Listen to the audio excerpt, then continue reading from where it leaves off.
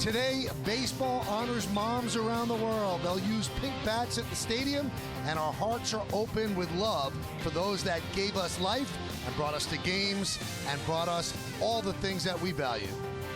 Happy Mother's Day! Oh yeah, couldn't have said it better myself, as today, the Yes Network presents New York Yankees baseball. It's the New York Yankees against the Texas Rangers in the rubber game of a 3-game set from Rangers Ballpark in Arlington, Texas. Hello, everybody, and welcome to Yankees baseball. Along with David Cohn, I'm Michael Kay. We do wish all you moms out there a happy Mother's Day. And if you're a Yankee fan as a mom, you'd like to have a victory today. And really a long way toward that is how the starting pitcher is going to do. And today's New York Lottery pitching matchup stacks up this way. Dave Bush will go for the Texas Rangers, no record 1.46. And CC Sabathia for the Yankees, 2-2 with a 2.68. Last time David against the Tigers didn't have his best game.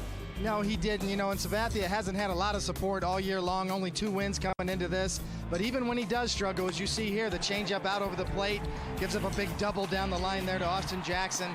He still gives the Yankees a chance to win. Another up and out over the plate pitch. Very rare for CC Sabathia to get banged around a little bit. But Joe Girardi said after the game, even when Sabathia struggles, he still finds a way to keep you in the game. And he did in this game. It's just that the Yankee offense failed him once again. But Sabathia clearly not as sharp as you're used to seeing from him. You know what's weird, David, is when he doesn't win, you're shocked. Look at what he's done as a Yankee in 75 starts, 42-17, a sparkling ERA. He gives you innings, he strikes out people, and the opponents don't hit that great against him. Sabathia is the ace the Yankees thought they were going to get when they signed him. He's lived up to all of the hype. Well, will the Yankees be able to use the pink bats to their advantage? Can they pound out some hits? When we come back, lineups, first pitch, baseball, next on Yes. Are you a victim of the current bedbug epidemic? Stop itching and solve your problem by calling Bell Environmental, the bedbug specialists. We're skilled in the latest and most effective methods of treating bedbugs. We use instant freeze technology, pesticide-free, completely safe, and perfect for use in office environments and other sensitive areas. Our bedbug dog, Roscoe, sniffs out bedbugs and their eggs with accuracy. Call Bell Environmental or visit bellbedbugs.com. Bell Environmental, over 30 years of green. When you fly to New York, don't wait in a taxi line. Simply call the 77s of Dial 7 Car and Limousine Service. We'll pick you up outside of baggage claim and take you to your destination in style. If you need more space, dial 7s for a minivan or limousine. We've got a bold new look, and we're the best ride in town. The 77s of Dial 7 Car and Limousine Service. 777-7777. The game's over in 2. 1. Count it. But it's still on. It's on when I'm staying in. It's on when I'm standing out. Doesn't matter if it's downtown, prep time, or even showtime. Anytime I want to be on, it's gotta be on. Fighting.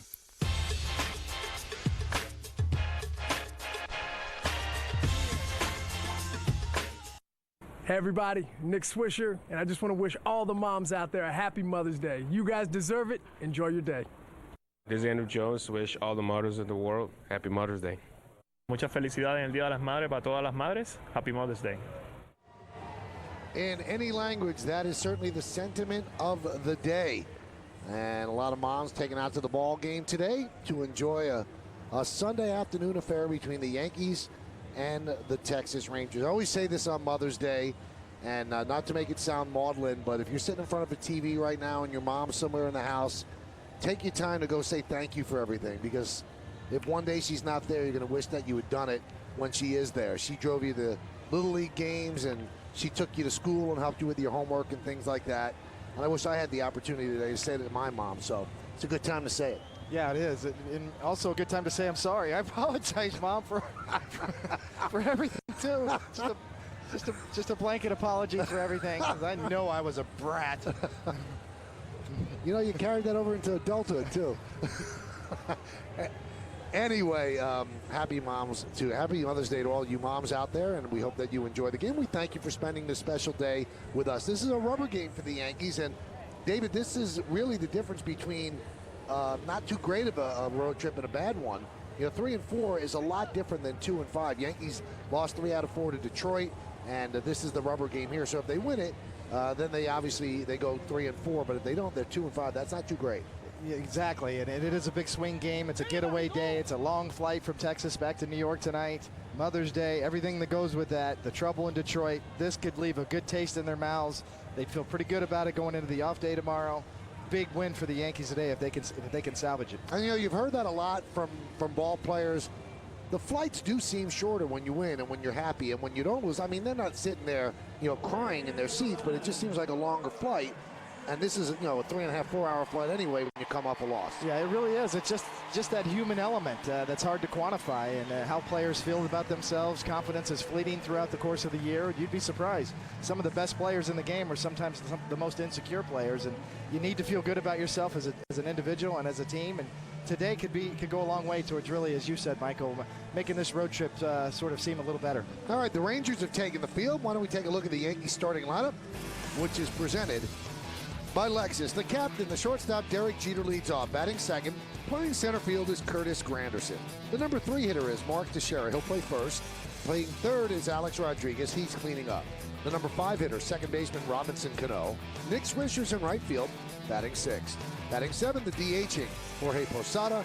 Brett Gardner's in left field. He'll hit eighth. And batting ninth and catching day game after night game. So they give Russell Martin the day off today. It's Francisco Cervelli behind the plate.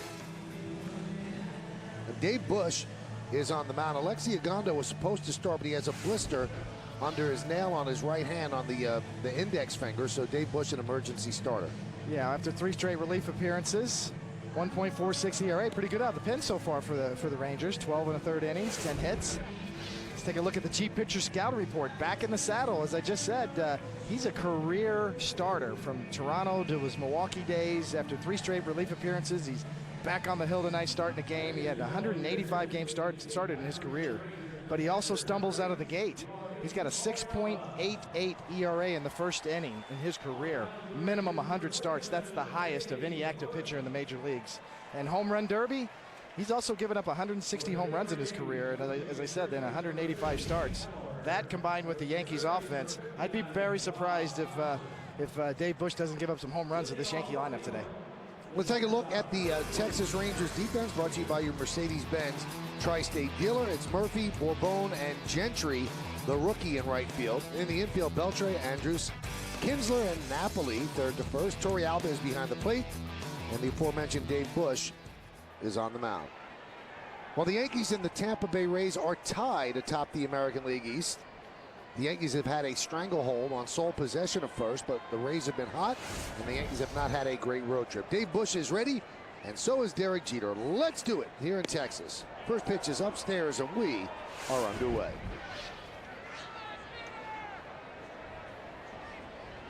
Derek, 7 for 22 on this road trip. He has 2,956 hits. And now he has 2,957 hits as he leads off the game with a single. Today's closed captioning brought to you by Verizon Wireless. Joe Girardi was saying today, David, he just likes the way Jeter looks at the plate. He said it's amazing how every day I get asked about Derek Jeter. He said, and if you look at his average, it's one of the higher averages in our lineup. There's a lot of guys struggling more than Derek. Yeah, they really are, and we're seeing Derek start to hit line drives more, and we saw last night off the wall with a big double, and really that's 5 out of the last 7 games that Derek's led off with a hit. Now he passed with that base hit, Willie Keeler, and he's in sole possession, 30th place on the all-time list. And the pitch is a strike to Curtis Granderson.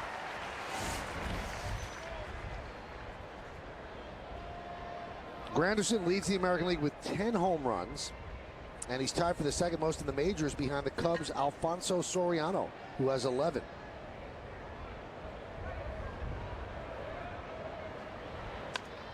Also, since August 14th of last year, he has 24 home runs, and that ties him with the Rockies' Troy Tulowitzki for second most in the majors over that span. The only guy who's had more, Jose Bautista, with 27, and Bautista trails Granderson by 1 in the American League Derby just for this season.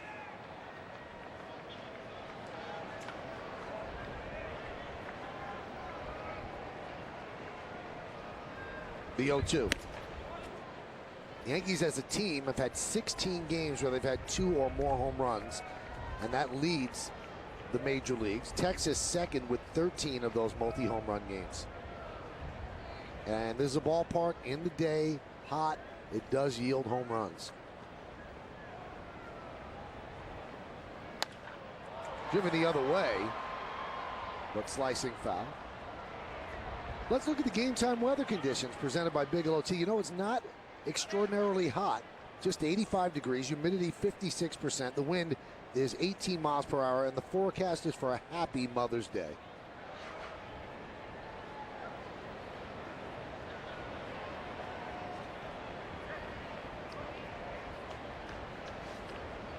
Runner goes, pitch is high, throw to second, not in time, bad throw. Andrews couldn't handle it, and Jeter with a stolen base.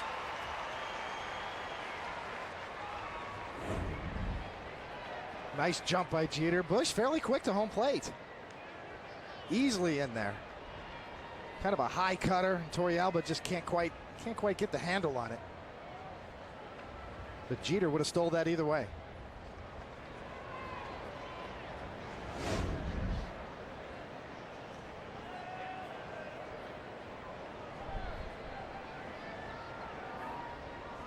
The 2-2. Grounded. Oh, what a play by Napoli. He'll feed Bush. The out is made at first as Jeter moves to third. That one saved a run. Beautiful play by Napoli, who really is a catcher by trade. And he took a base hit away from Granderson.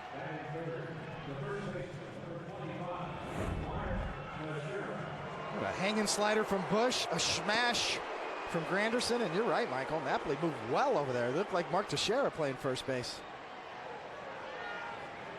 Quick. On a high hop. Granderson really hit that ball well. That's going to bring up Teixeira, and the Rangers will play the infield back except for Beltre at third. So ground ball would get Jeter in and give the Yankees a lead. Goes with a soft breaking ball for strike, 69 miles an hour. And that's what you're going to have to see for Bush, because he doesn't throw very hard. He's about 88 tops with his fastball, a lot of cutters, and that slow breaking ball.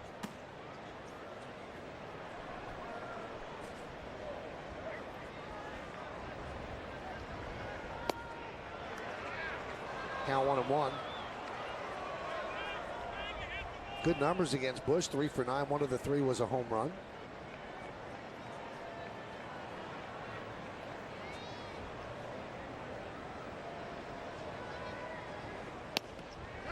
Trying to pick off Jeter at third.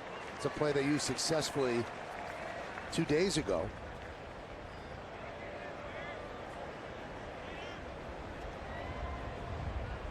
Kind of a timing play between the catcher and Beltre.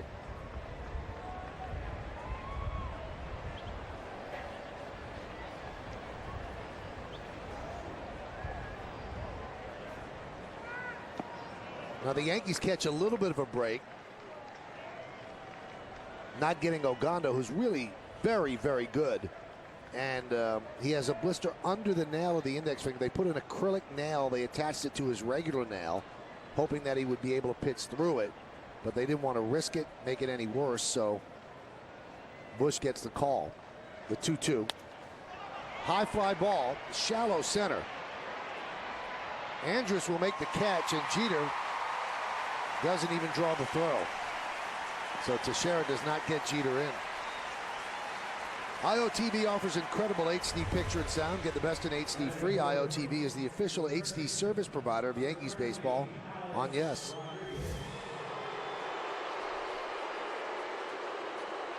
That's going to bring up Alex Rodriguez. Alex 5 for 22 on this road trip. And when asked about Alex's struggles, Joe Girardi said he's just out of sync. He said that there's no other way to put it, and Alex was sitting in front of a computer screen with Yankee hitting coach Kevin Long, and they were going over swings for about an hour today, really studying every swing that Alex has made.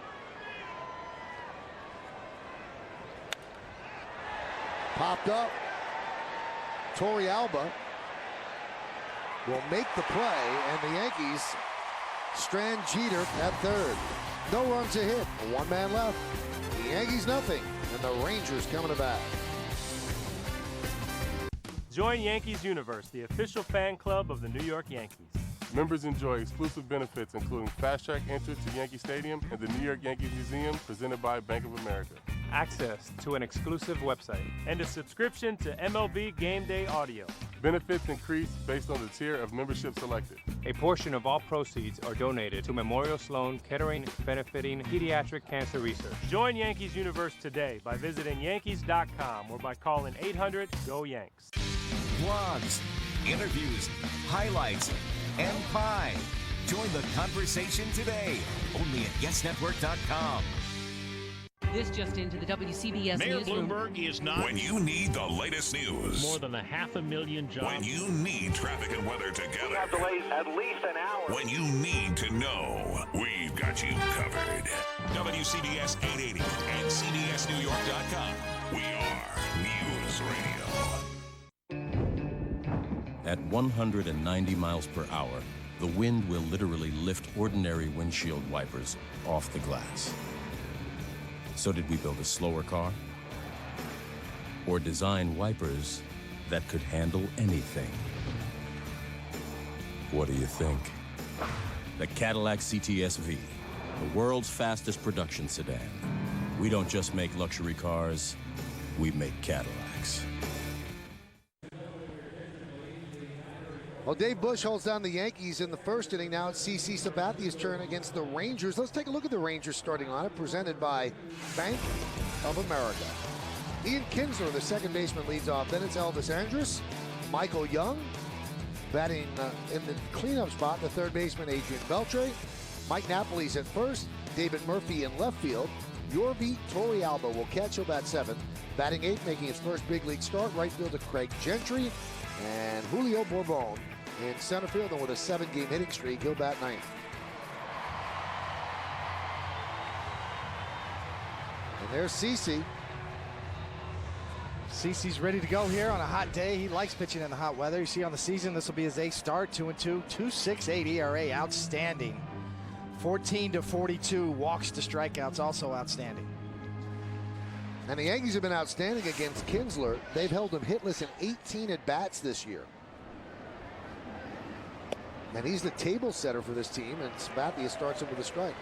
Take a look at the G-Pitcher scouting report. He's among the Yankee elite now. In his first 75 starts as a Yankee, he's 42-17, which puts him in the top 5 in the modern era with the Yankees.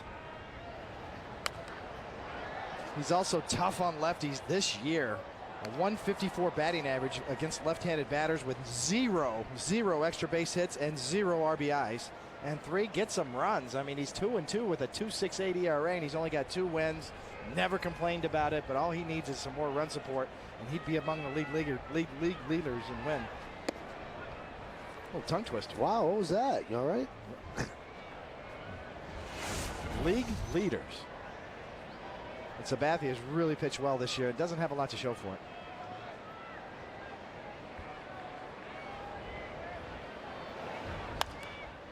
Grounded to third, deep. A-Rod fields, strong arm, fires over the head of Teixeira. Cervelli backing up, and Kinsler will reach.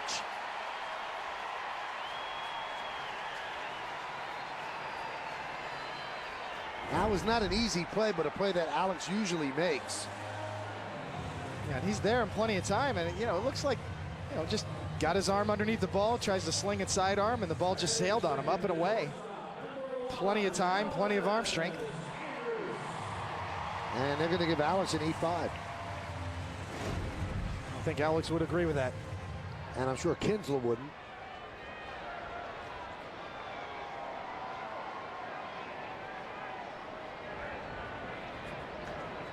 So Kinsler on base, and here is Elvis Andrus. And he bunts, foul. Now you'll see during this game, everyone will use a pink bat. And it's specially marked Louisville Slugger pink bats.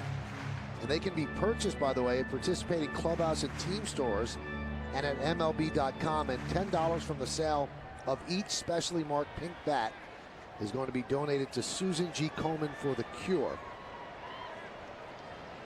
A great cause, as Major League Baseball going to bat against breast cancer today. Sliced foul. And Kim Jones will have more on this when we talk to her in the third inning. But over the last couple of years, Major League Baseball's initiative on Mother's Day and Father's Day, it's really been a great idea, and it raises money for prostate cancer and breast cancer, and they do a good job, really good job, and the players have embraced it. They proudly go up there with the pink bats, check swing, and they have the pink wristbands, and some of them the magnetic necklace, which is what you see Andres wearing there as well.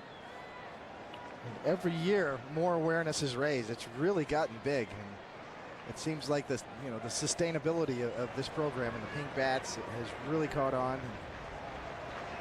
Every year, more and more is done, more and more awareness is raised, and more money is raised. Breast cancer is something with early detection that can be treatable and hopefully one day eradicate it, and the money raised by Major League Baseball each and every Mother's Day will go a long way toward that. So a great job by this great game. The 2-2. Served into shallow right field. Nick Swisher is there for the first out. Why don't we check out the Yankee defense? That'll be a good idea. Brought to you by your Mercedes-Benz Tri-State dealer.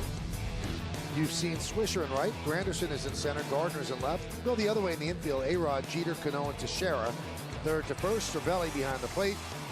And Karsten Charles Sabathia is on the mound.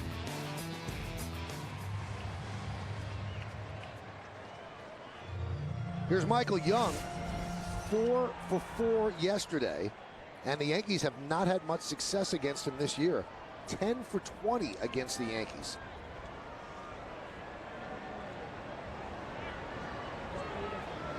He has been on fire of late, 40 for his last 106. Just a smidge under 400, and he's hitting .348, which is third in the league.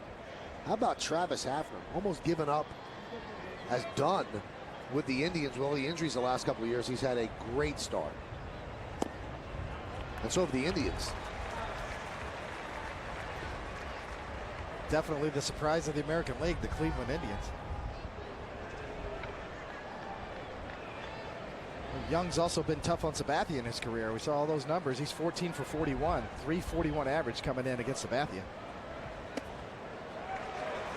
A couple of the writers were asking Joe Girardi today, would you say that Michael Young is one of the more underrated players in the game? And Joe said, maybe by fans that don't see him all the time. He said, but people in the game realize how good this player is. Real grinder. 3-0, and he walked him on 4 pitches.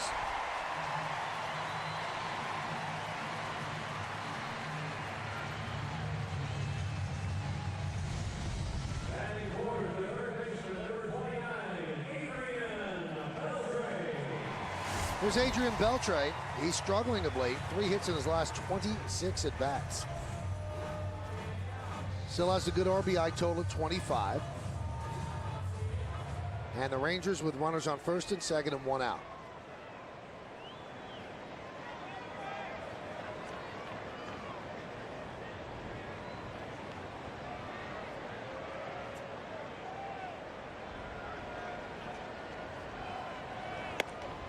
Sabathia wild high.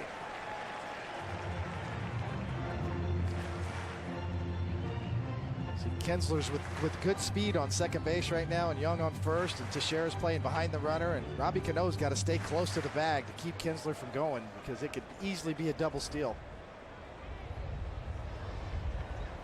You see Robbie Cano right there, very close. 6 in a row out of the strike zone, and Cervelli wants to talk with Sabathia.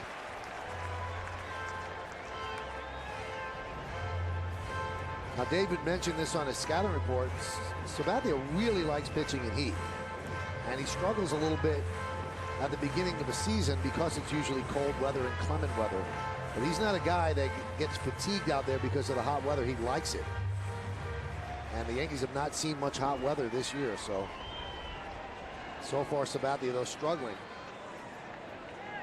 despite the weather. The 2-0 again high. What are you doing wrong when the pitches are high? Well, you're just rushing. You know, you're trying to guide the ball in there. It's like back to Little League, you know. And on Mother's Day, I used to hear my mom keeping score in the stands, you know, yelling at you, throw strikes. And sometimes that's the hardest thing to do. You're trying just to calm down and lay one in there. And sometimes that's the hardest time to throw a strike. There's a strike. So after 7 straight out of the zone, he throws a strike. It's all about rhythm, getting your entire body into sync, your lower half and your upper half synchronized. And the first inning is always the toughest time to get that going. 3-1. And he has walked the bases loaded. So an E5, a walk, and Sabathia has himself in a jam.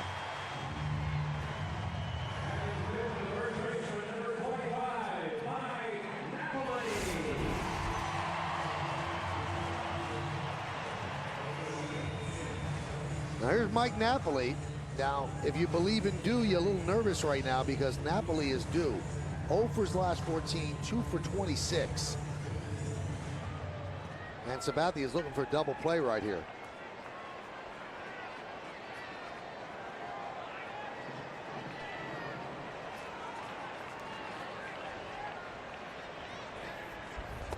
Breaking ball inside.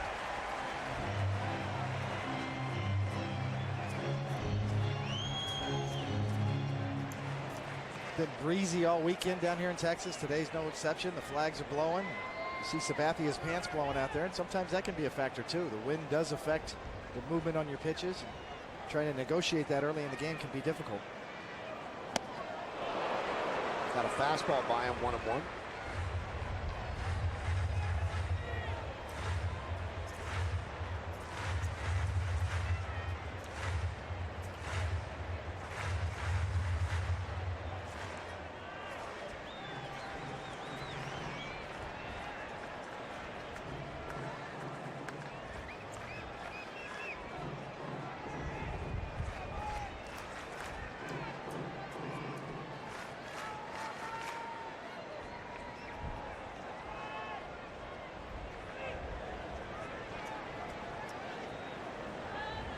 And the 1-1.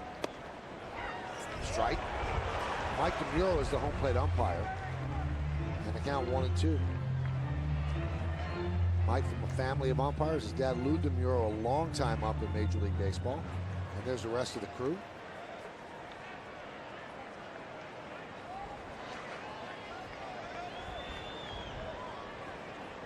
Kinsler at third, Young at second, Beltre is at first. One man out, bottom of the first inning.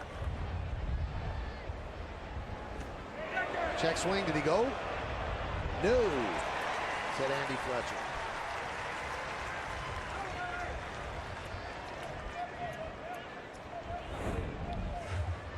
A big call early in this inning, and you know, I'm going to have to agree with that. Napoli did just hold up.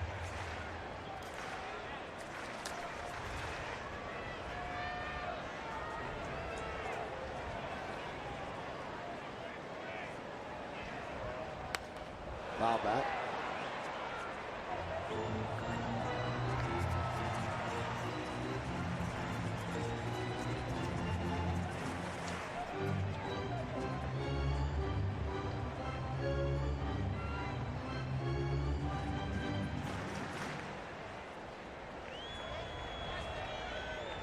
Look for Sabathia here to try to go with a finish pitch. Try to get a strikeout here. Maybe a slider down and in. Hot shot past A-Rod and into left field. Kinsler scores. Michael Young scores. Gardner misplayed the ball, and that allows both runners to move up. Texas leads 2-0. Second error of the inning for the Yankees. And 2 RBIs for Napoli. Well, Sabathia does go off speed, but it's a changeup, and he leaves it down and in and really does Napoli a favor. Just speeds up his bat, and he hammers it in the hole. And Gardner comes in. A little bit of an overshot, although I think he would not have had it play at home plate.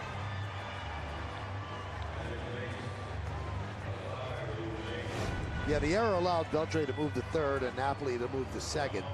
But David's right. Those 2 RBIs legitimate. He wasn't even going to come home. Now the Yankees have to play the infield back because you don't want to give up 2 runs with a ball that squeezes through the infield. So a ground ball could make it 3-0 as Larry Rothschild has a little conversation with Sabathia. Here's David Murphy.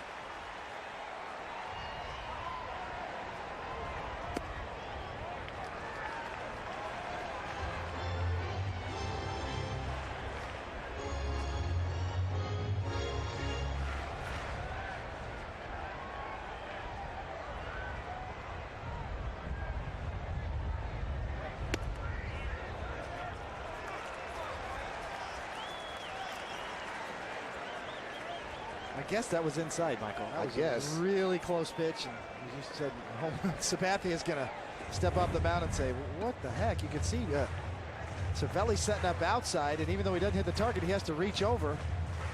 It looked like it got the inside corner to me, but a lot of times with that much movement by the catcher back there on his glove, you're not going to get that call.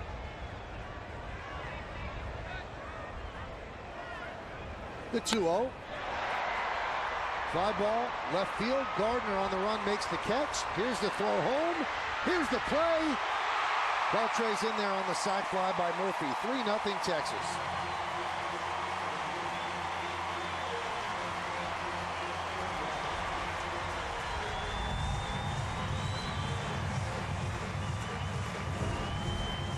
See, Gardner gets a good running jump on it, gets in a good position to throw, and this looks like it's going to be a close play at home plate. The only problem is the throw's up the line. It would have been in time. You see Gardner on the run. If the throw's on the line, it would have been in time. So Napoli moved to third on the throw home. And here's Torey Alba.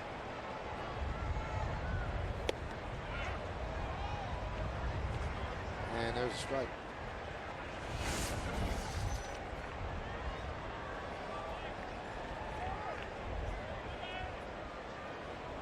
Rangers jumped out to a 5-0 lead last night. Yankees came back to tie it, but Rangers scored too late to win the game 7-5 to even the series at a game apiece.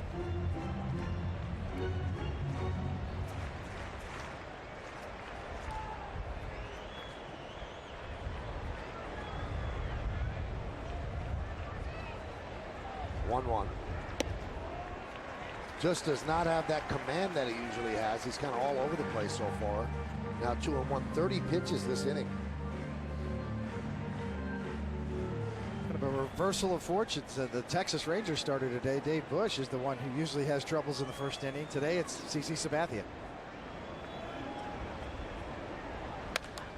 Hot shot to second, but right there is Cano. He will get Torey Alba, and that will end the inning. But 3 runs on just 1 hit, 2 errors, and 1 left. We played 1, 3-0 Texas. I'm gonna take Allison Jenkins to the senior prom in this. One day, I'll park this in a spot reserved for me. Own a certified pre-owned Mercedes-Benz, and chances are they'll own it one day too. With an optional extended limited warranty, your vehicle may be covered for up to 135,000 miles. It's got 26,000 miles on it now, but I'm gonna take it to 1,000 million. Hurry into your tri-state area Mercedes-Benz dealer for 1.99% financing during our certified pre-owned sales event, now extended through May 31st. The game's over in 2, 1, count it, but it's still on. It's on when I'm staying in. It's on when I'm standing out. Doesn't matter if it's downtown, prep time, or even showtime. Anytime I want to be on, it's gotta be on. Fighting.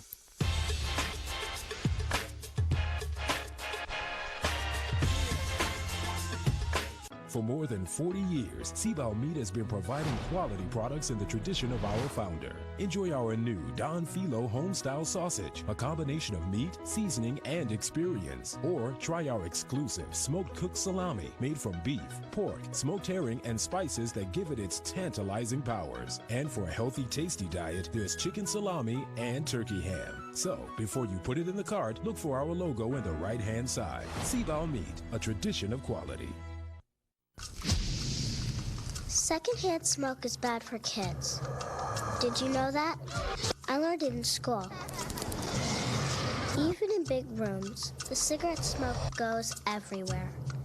And when you breathe it in, you could get asthma. That's the truth. It makes me really scared.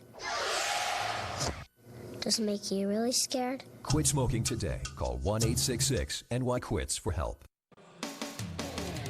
Yankees Baseball on Yes is brought to you in part by Acela Express. Enjoy the journey. By IOTV.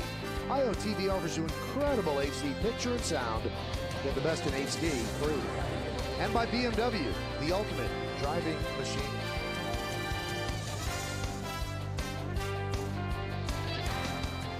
Big crowd on hand. First two nights, close to 50,000 in the ballpark. Looks like the same deal today on Mother's Day, 3-0 Texas. And Robinson Cano is going to lead off against Dave Bush, who has an early lead.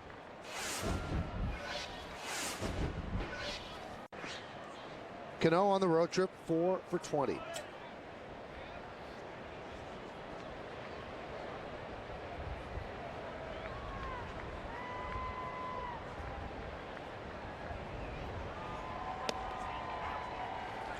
And a strike.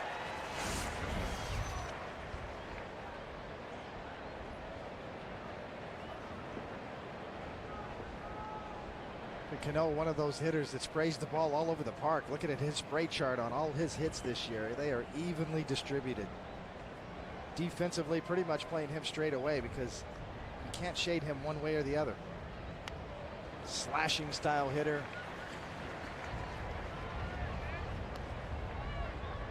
No shifts for Robbie Cano. As you see, it's pretty much straight up. Center fielder right behind second base. Cano gap to gap, line to line.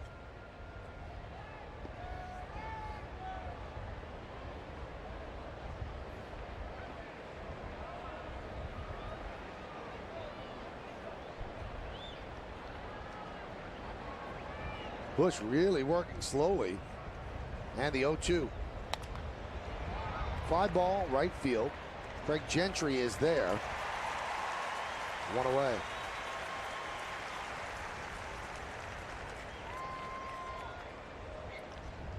That's going to bring up Nick Swisher, who's really decked out in his Mother's Day garb. He's got the pink bat. He's got the pink wristbands. He's got the pink magnetic necklace, and he has pink spikes on. And they also have pink laces.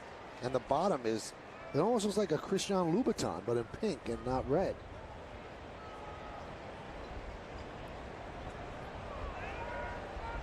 Impressive, Michael. Footwear. There's a strike.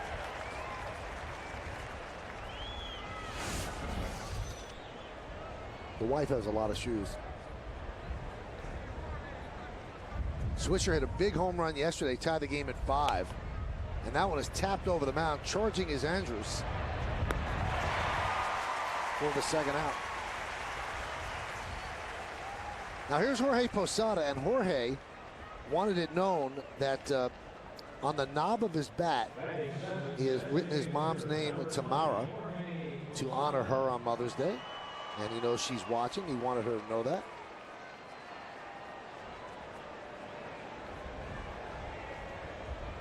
There it is, Tamara.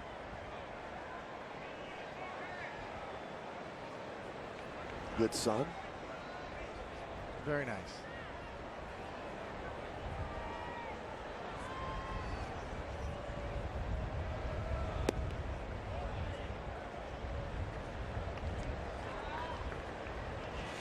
Jorge Posada, now 39 years old, made his major league debut in 1995.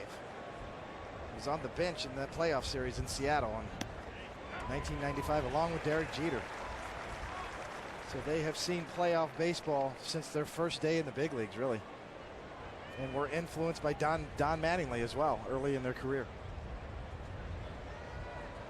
1-1. People find it hard to believe now, but David was on that team in the playoffs against Seattle in '95. Posada was used as a pinch runner. I don't think that would happen these days after all those years of catching. The 2-1.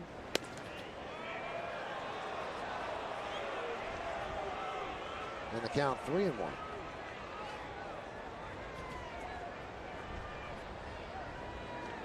Jorge Posada, born in 1971.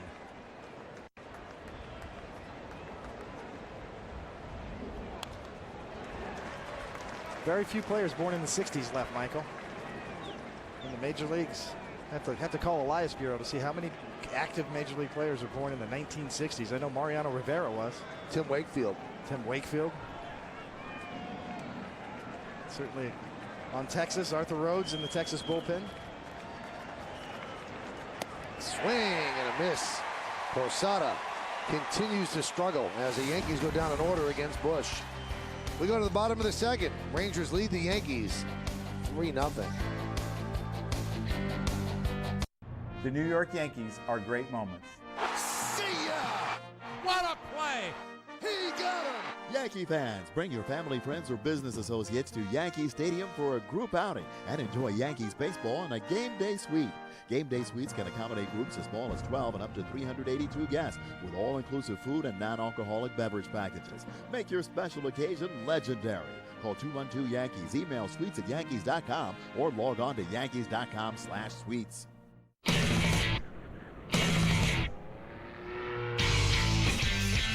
If it was simply about money, every bank loan would be a guarantee of success. At GE Capital, loaning money is the start of the relationship, not the end. I work with players every day. At GE Capital, we succeed only when they do. Woo! Awesome! Yes! We've got to get you out of the office more often. My turn to drive.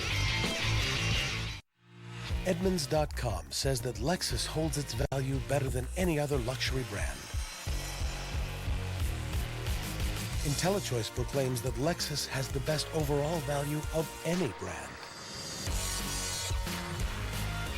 And J.D. Power and Associates ranks Lexus the highest in customer satisfaction. No wonder more people have chosen Lexus over any other luxury brand 11 years in a row. See your Lexus dealer. Bring the power of the Optimum network to every corner of your home with the ultimate triple play from Optimum. The best TV, internet, and phone, plus a whole lot more. Get blazing internet speed throughout your house with the free advanced wireless router. Wirelessly connect your PC and TV with Optimum Link. And watch live TV on your iPad anywhere in your home with the Optimum app for iPad. Get more from your home network for just $99.80 a month your first year. Call 866-333-7162 for the ultimate triple play from Optimum. Hey, it's time for the Toyota Text Poll, everybody. And today's question is, of the 3 active pitchers with 2 no-hitters, who is most likely to throw a third? You can text your vote to 58772. Standard text messaging rates apply. Mark Burley, Roy Halladay, or Justin Verlander? Wow, that's a good question. I'd say Verlander, although Halladay is amazing. But Verlander throws so hard.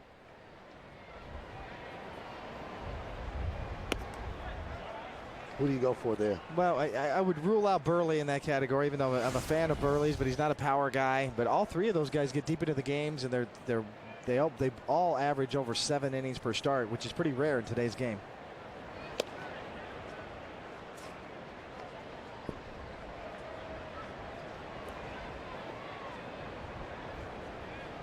But I think I would probably pick Halladay to answer your question, Michael. Pretty impressive for him to throw a no-hitter in the playoffs, too. Only one other man had ever done that. Don Larson threw a perfect game in the World Series. 2-1 count on Gentry. Gentry's not much of a hitter, but boy, can he run. You want to keep him off the bases. Hit .239 at AAA. And they activated him before yesterday's game when they put Nelson Cruz on the DL. He's an outstanding defender. And one of the fastest runners in the game, but he has a difficult time stealing first.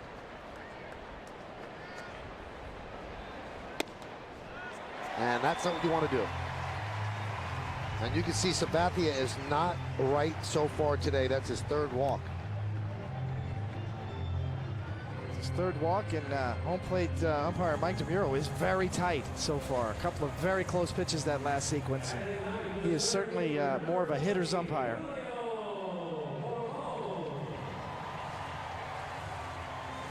Here's Julio Bourbon. 7-game hitting streak. 9 for 22. 14 for 35 on a longer stretch. And another bunt caught in the air for the first out. He makes you nervous. If he gets the ball on the ground, he's got a good chance to beat it out, but they had him play close, and Alex got a good jump and put him away. Well, this is something you see a lot of Bourbon throughout the year, as you should, with his speed trying to bunt. But bad technique there, the flat bat. You've got to keep an angle with your bat in order to get the ball to go down on the ground. Yeah, easy play for Alex right there.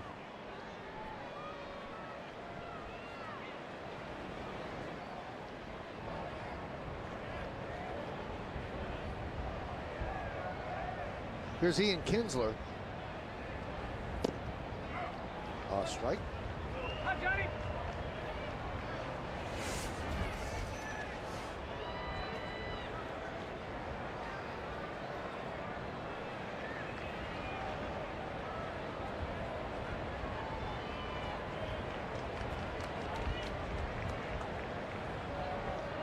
Runner goes.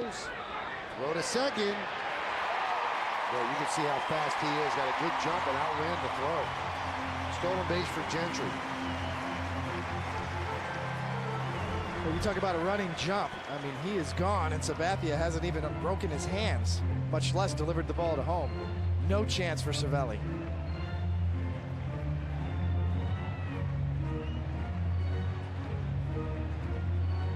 Like to see Gentry and Brett Gardner get into a race for 20 bucks in the outfield. Excellent jump. Great acceleration.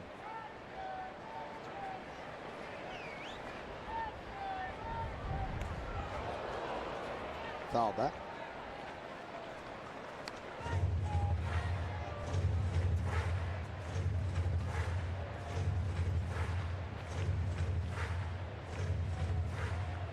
Well, we got a complete list of players born in the 60s.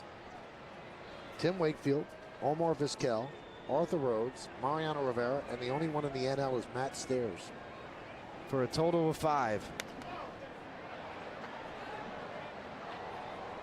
A lot of broadcasters born in the 60s in this booth alone.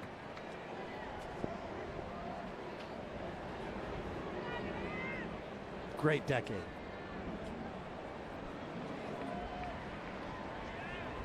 You're kind of a mid-century modern kind of a guy, aren't you, Michael? Yeah, that's me.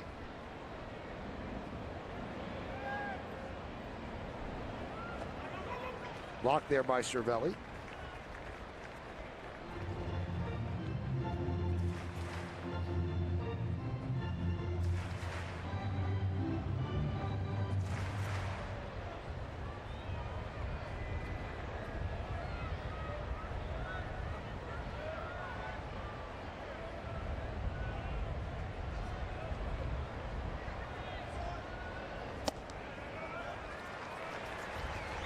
Kind of see Sabathia and Cervelli kind of struggling on how they're going to finish hitters off today. And we saw it with Napoli in the last inning, or in the first inning rather, on the big base hit and 2 RBIs. You kind of see a little indecision on when they do get ahead in the count, what pitch are they going to go to try to finish or get a strikeout. Grounded to third. A-Rod for the second out. So Kinsler now 0 for 20 against the Yankees this year. And Gentry stays put at second. It's an incredible ratio by Sabathia. You just don't see that from him. He has 23 balls and 21 strikes. That's just not CC.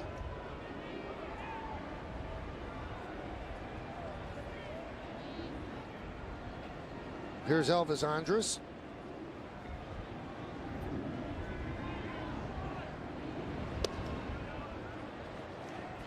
Yeah, DeMuro's not giving much off the plate. Not saying that he's making bad calls, but he's making the 17-inch call.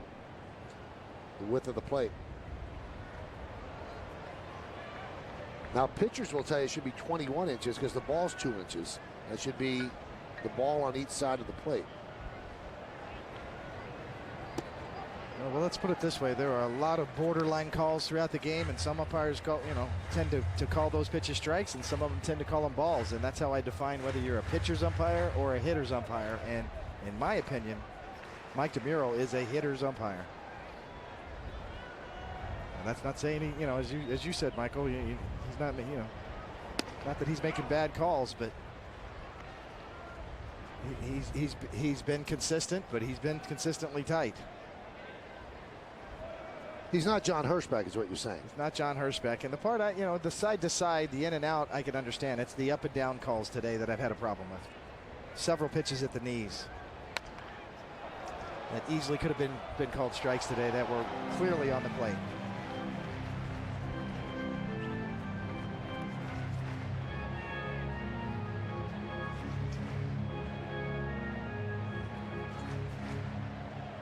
Spoken like a true pitcher, right, Michael? Absolutely. You can't all of a sudden change party affiliation. I understand. There's a base hit inside first. Gentry will score easily. Swisher flips the ball into Cano. An RBI single for Andrews, and it's 4-0 in Texas.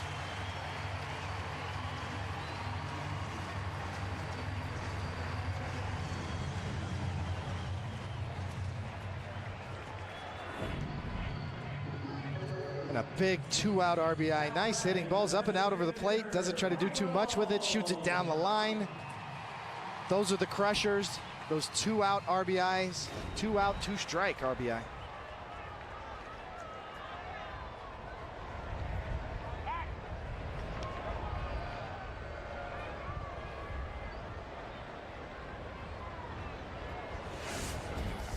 Michael Young walked in the first inning. Yesterday, a 4-hit game. His 21st career 4 or more hit game. CeCe's trying to keep Andrews close.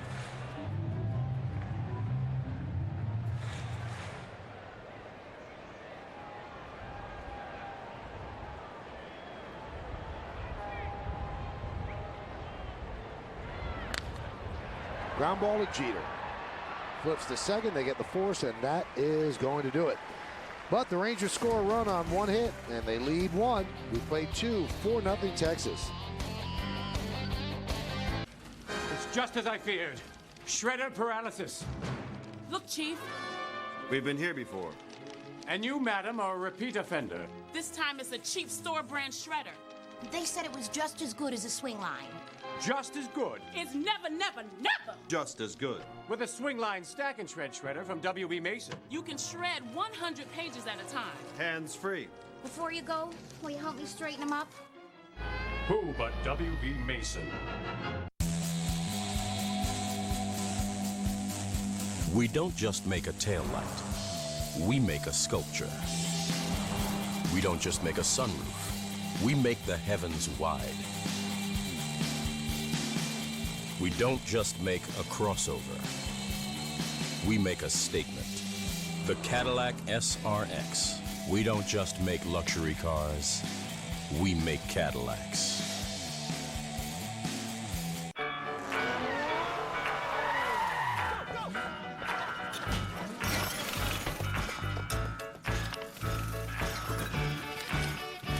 Completing an ATM deposit in record time. That's a step forward. With deposit-friendly ATMs, you can make ultra-fast, secure deposits with no slips or envelopes. Take a step forward and chase what matters. It's a spacious cabin with tailored styling. It's an available ELS surround premium audio system and voice-activated navigation with up-to-the-minute traffic and weather. It's the newly refined Acura TL. And it's the official vehicle of the movie Thor.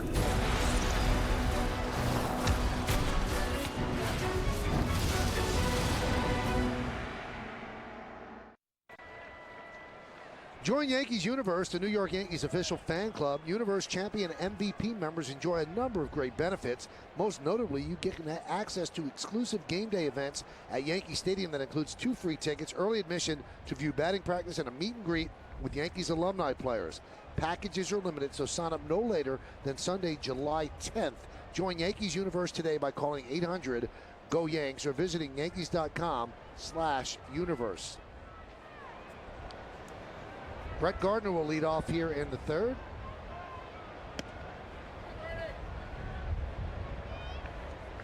That young lady being a mom and a fan at the same time. Kid wasn't too into it. On the Lincoln scoreboard, 4-0 Texas. Gardner, Cervelli, and Jeter.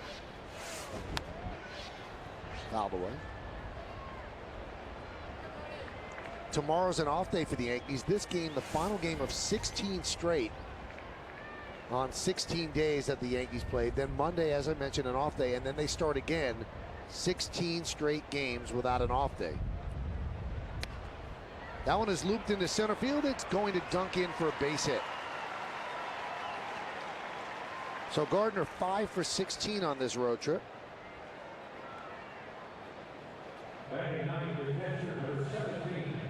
Nice start for Gardner there. You know, if I'm on that Yankee bench right now, Michael, I'm saying it's about time we picked up Sabathia. We haven't supported this guy all day long. Yeah, he struggled. Yeah, we're down 4-0. You know, let's turn this around. I'm trying to pump up our team. Nice start by Gardner to get on base. Try to make something happen here and pick up Sabathia, who they have failed to do so all year long. Here's Cervelli. 1 for 5 so far. Started the year on the DL with a broken foot. And he's in there today. Joe Girardi said, listen, we've got to monitor Russell Martin, and this is a perfect day game after night game with a day off next. He said, so essentially you're giving him 2 days off, and then Tuesday's a night game. So 2.5 days, and that could rejuvenate a catcher.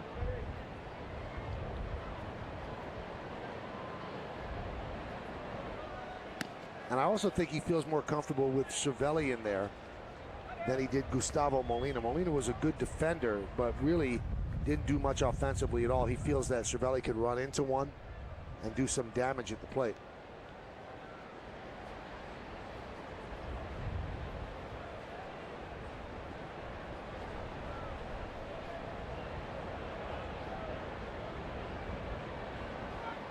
Cervelli came into camp in Tampa in great shape because he realized he was battling for that backup catcher spot. It was not a given. He was battling Gustavo Molina and a couple of the youngsters as well, Montero, Romine, and he had to beat those guys out, and he was having a very good spring and impressing a lot of people the way he looked. He lost some weight, not that he was ever heavy, and then he got hurt, fouling a ball off his foot. And that competition is not going away as Jesus Montero is hitting 370 down on the farm. Off to a good start. Back in action. He did have a little blip and an injury there for a while, but Montero really tearing it up down there offensively in Scranton.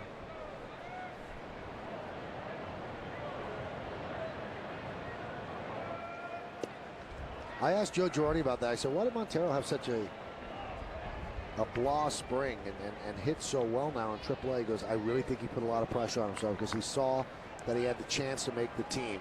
He said it happens with young players a lot. The first time they think they have a chance to make a team, they'll just stress out about it and not let their skills shine through. He said once he went down to AAA, then you saw the real Jesus Montero. I completely agree with that. There it goes. Pitch is high. Throw to second. Not in time. Stolen base for Gardner.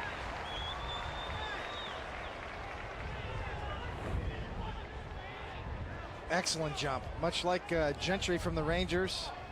Stole it almost off the pitcher. Easily in there. You see that left thumb wrapped up tightly as Gardner's had trouble. He loves to slide head first. See Toriyama, he's mad, but he really had no chance there because Gardner got a great jump. Now Cervelli was upset that DeMuro said that he went around, and he had a word with DeMuro, and Girardi was shouting from the dugout as well. 5th stolen base for Gardner, because now instead of 3-1, which is a hitter's count, it's a 2-2 count.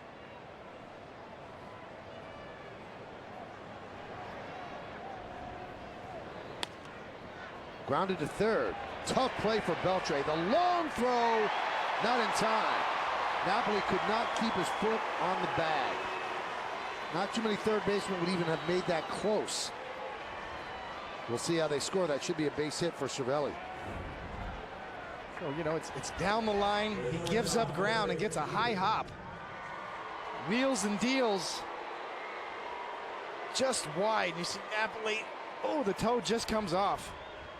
But it might have kept it on there. But interesting angle from the first base umpire. Not sure if he got the best look at that or not. Andy Fletcher made the call, and no one argued. So now here's Jeter. Jeter singled and stole a base in the first inning. His average now at 263.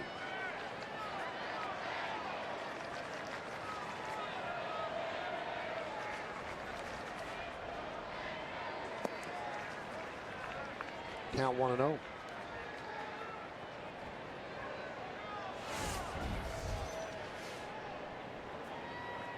Derek on the road trip, 8 for 23.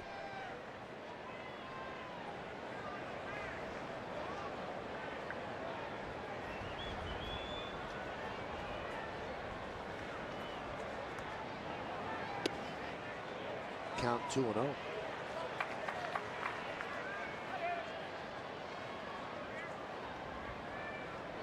They gave Beltre an error on that play. So some tough official scoring today.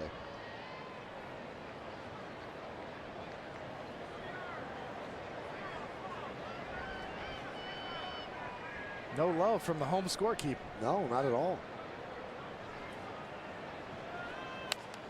That one is looped into right field. Could be trouble. It is a base hit. Scoring easily is Gardner. Cervelli moves to third. Another hit for Jeter. An RBI single. Yankees are on the board. Texas leads 4-1. Well,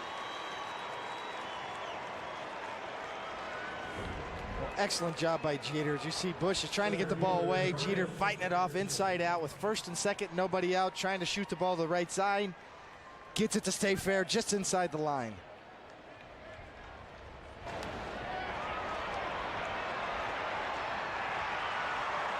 Easy read for Cervelli. First to third. RBI for Jeter. Now the makings of a nice inning. First and third, nobody out now with 1 run already in. So Derek really having a good road trip now. 9 for 24 and 2 for 2 today. And here's Granderson.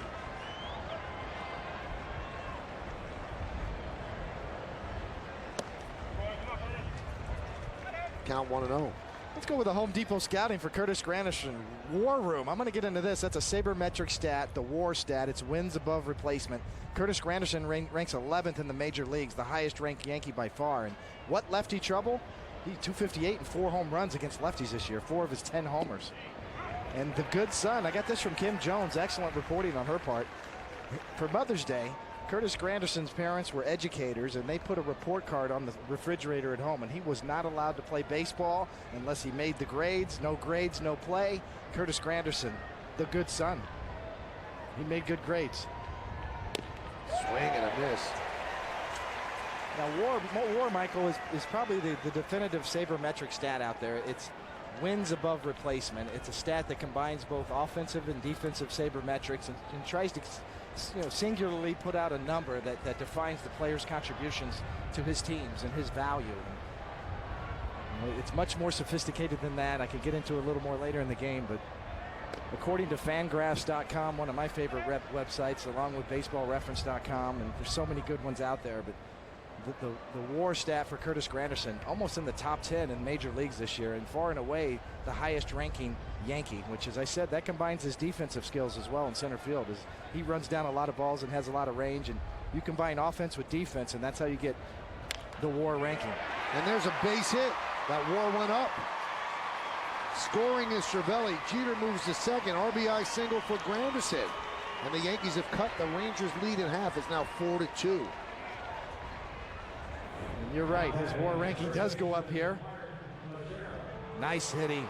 Out over the plate, trying to pull the ball again. Finds the hole. Another RBI for Curtis Granderson, and another big inning set up. As you see, Curtis Granderson's been balanced all year. He is on cue. Every swing he takes seems to be under control and on balance. And, one more thing on the wins above replacement value, WAR ranking, and sabermetrics. The replacement value is basically what it would cost, or what you would compare to, say, a AAA player, or a player that's of average value, or a player that you pick up on the scrap heap. So how many wins above the replacement value has Curtis Granderson given the Yankees this year? And he's been outstanding both in center field and offensively. Still nobody out. Here's Teixeira. Pitch is high.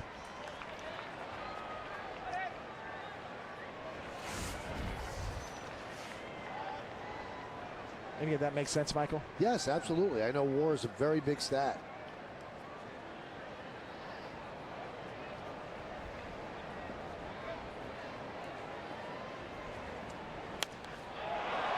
High drive, right center, backing up Bourbon.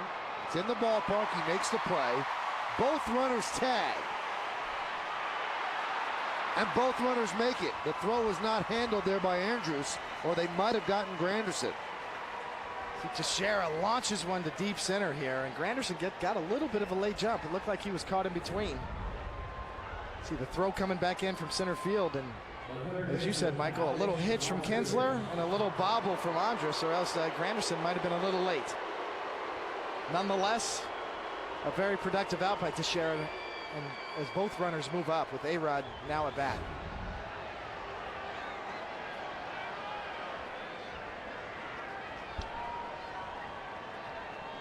A-Rod needs a big hit in a big way. Runner at third base, 2 outs in the first inning. He fouled out the Torrey Alba behind the plate. And as we said earlier, Joe Girardi said he's just out of sync right now.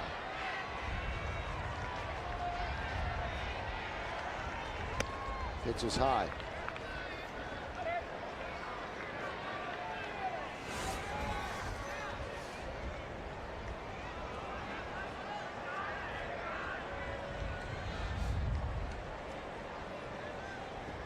Alex on this road trip 5 for 23.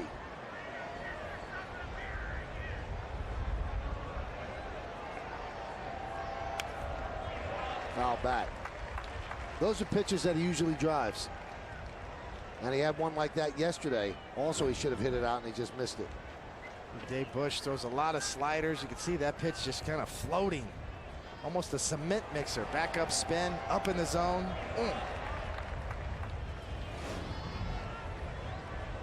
Bush is the type of guy, he's got to mix up everything. A lot of breaking stuff, cutters, sliders. Oh, got A-Rod. That's going to load the bases. You could hear that from up here.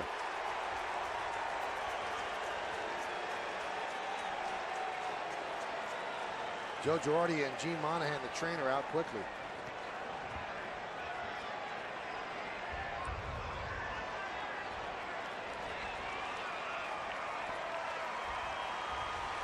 So Alex will take first, see where it got him.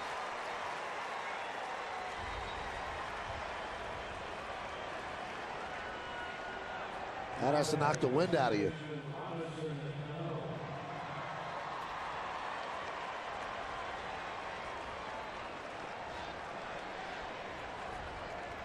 Right between the 1 and 3 almost. On the back of the uniform.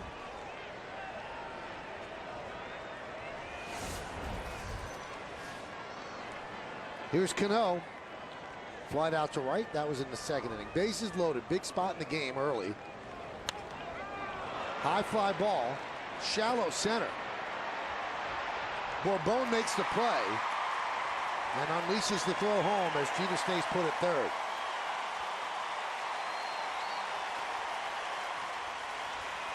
So arguably the Yankees' best hitter. Cano can't get it done there with a shallow pop-up to Bourbon in center.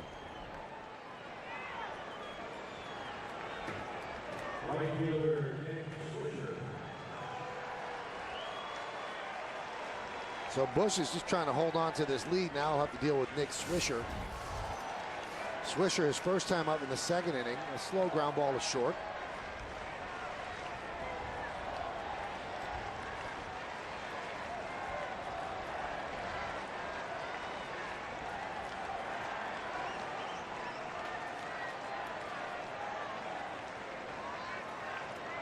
The big spot for Swisher right here to pick up Cano. Robbie Cano, you know, always very aggressive at the first pitch, hacking on that last at bat, just kind of tied himself up and jammed himself. Now Swisher can really pick him up. Otherwise, you're going to feel like a wasted opportunity here in this inning. That's right. Even though the Yankees have scored 2 runs. had the makings for a real big inning. And Swisher with a chance to pick up Robbie Cano right here.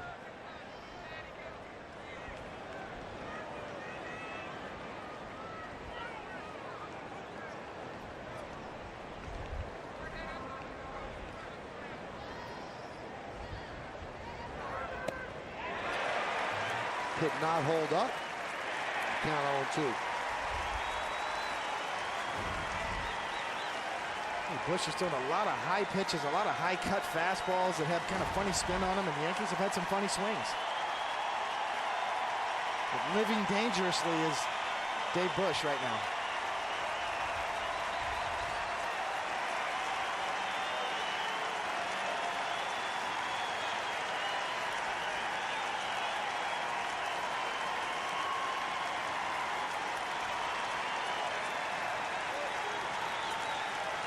The 0-2.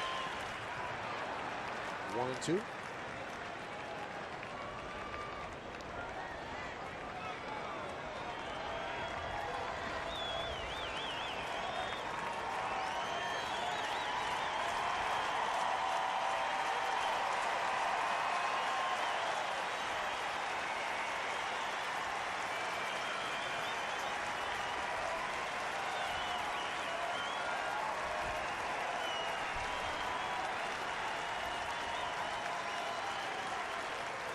Swing and a miss.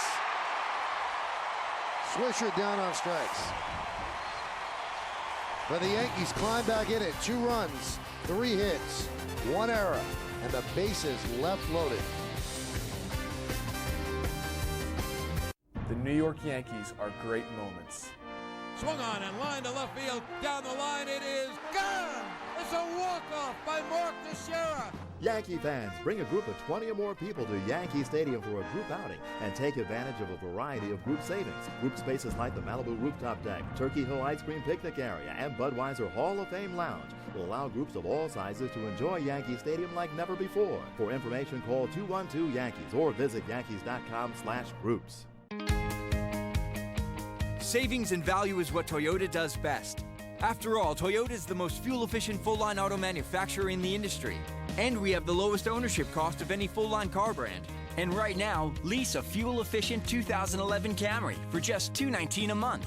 Or get 1.9% APR financing for a full 60 months on Camry. We're #1 for a reason. Come see for yourself. Hurry in for the best selection. New York City, the financial center of the world. At Bank of America, we live and work here, with thousands of employees, hundreds of branches, and over 1,000 ATMs. Every day, we're working to help set opportunity in motion. From funding construction of the nation's greenest skyscraper, to supporting local businesses that drive our economy. Because when you're giving, lending, and investing in more communities across the country, more opportunities happen. Big-time performers. See ya! 8 home runs for Granderson. Big plays. They got it! Oh, what a tag by Chamberlain! And big hits. The Yankees win! A walk-off for Nick Swisher. Catch every big moment of Yankees baseball this season. Coverage starts Tuesday at 6, only on Yes. She's gone through so many tough things in her life, and, I'm proud of the way that she's fought and battled, and it's nice to see that, she still wants to be here, and I love her to death. Nick Swisher talking to Kim Jones before the game, so this day means a lot to Nick. And now let's go downstairs to Kim Jones near the Yankee dugout, and you could see the way Nick was talking to you that this is an emotional day for him, Kim. It is indeed, Michael. His mother, Lillian, he told us, was diagnosed with leukemia. He revealed that actually in November. He told me this weekend she's been in remission for a month and a half. As you heard, Nick Swisher calls her a fighter and a battler. He says he gets some of that right from her. He loves her to death, wishes her a very happy Mother's Day. He's decked out in pink in her honor, and he tells me a boatload of flowers are headed her way today. But Michael, she watches the games, and I hope I just didn't give away a secret, but a very special day for many Yankees, many people around the world, certainly in baseball, and especially Nick Swisher. Beltre pops it up to Robinson Cano for the first out. And it's interesting, Kim, because you and I were both in the clubhouse before the game, and the players anxiously grab the wristbands and the magnets around the neck. They want to put that stuff on. Absolutely, Michael. They had their wristbands on before I even had mine, and the ribbons on the lapel as well. And you mentioned the pink necklaces. Those are fighting necklaces, and the ones particularly worn by Jabba Chamberlain and Curtis Granderson today will eventually be auctioned off, proceeds benefiting the Susan G. Komen for the Cure, and MLB.com will have further details on all of those many auction items. And the same thing with the bats, right, Kim? Absolutely. Bats, sure we'll get some other memorabilia in there, but MLB.com is the place to go for that. Now, the Yankees today have an honorary bat girl, don't they? Well, the Rangers do, Michael. The Yankees will honor theirs on the upcoming homestand. Each of the 30 clubs has one, and Dr. Leslie Sewell is the honorary Batgirl. She is from Houghton, Louisiana. She is a physician and a single mother of 6 children aging from age 7 through age 25. She is quite a story. 5 years ago, she was diagnosed with breast cancer. She did undergo a double mastectomy. She's had 5 surgeries since. She's undergone chemotherapy and radiation. And listen to this, all the while she has continued to practice as a physician. She has also participated in fundraising walks and even a half marathon as she tries to do her part to fight this insidious disease that has affected so many. That's an unbelievable story, and then there's a whole committee, right, that helps to nominate everybody that's going to be the honorary Batgirl. There is a committee, John Lester, Jim Tomey, Jared Weaver among them. Our friend Susan Waldman, a member of the committee, she told me that picking winners was impossible because they're all winners, they're all fighters. Susan did help to pick the Texas and New York winners, and she knows whereof she speaks, Michael. Susan Waldman, also a breast cancer survivor. Absolutely. Thanks so much, Kim. A 1-2-3 inning. As Sabathia has his best inning of the game. He retires the Rangers in order 1-2-3. A nice play to get David Murphy. We play 3 here on Mother's Day. It's the Rangers 4 and the New York Yankees 2.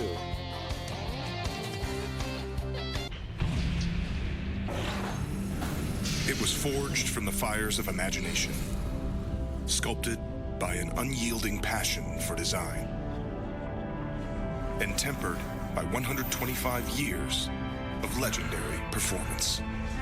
Introducing the all-new 2012 CLS from Mercedes-Benz, where the world's greatest automobiles take shape. Mercedes-Benz, the best or nothing.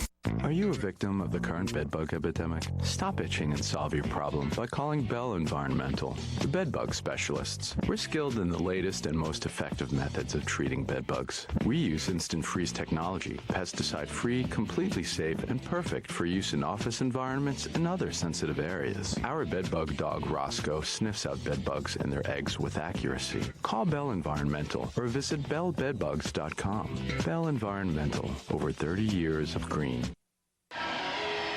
When you fly to New York, don't wait in a taxi line. Simply call the 77s of Dial 7 Car and Limousine Service. We'll pick you up outside of baggage claim and take you to your destination in style. If you need more space, dial 7s for a minivan or limousine. We've got a bold new look, and we're the best ride in town. The 77s of Dial 7 Car and Limousine Service. 777-7777. Breaking ball. Hit in the air. To deep left. It is high. It is far. It is gone. With DirecTV, your favorite team is never far away, even if you are. Because no distance is too great between you and your team. With MLB Extra Innings on DirecTV. Every team, every player, no matter where you live. It's the most baseball in HD.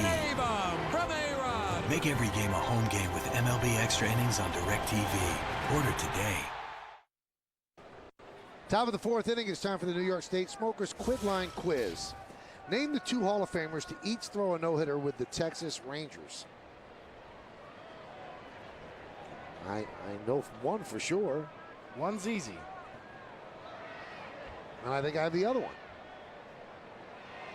But we'll find out in the bottom of the 4th. Here is Jorge Posada. Pitch outside.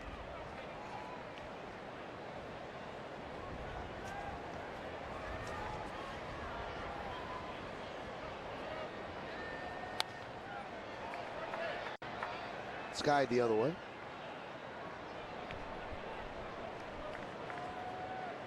See, Jorge Posada is one of 6 catchers all time to hit at least 20 home runs in 8 straight seasons, joining Piazza, Johnny Bench, Yogi Berra, Gary Carter, and Carlton Fisk. Pretty impressive company.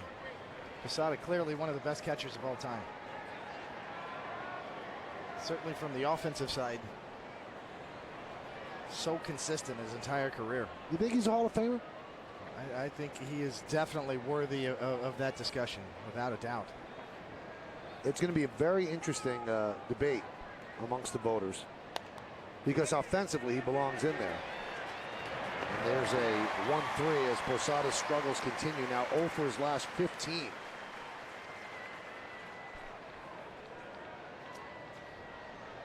This has to be just eating him up inside. We've seen him sit on the bench after those type of at-bats, kind of beat himself up. And he said the other day, though, has nothing to do with the fact that I'm not catching. Nothing to do with it.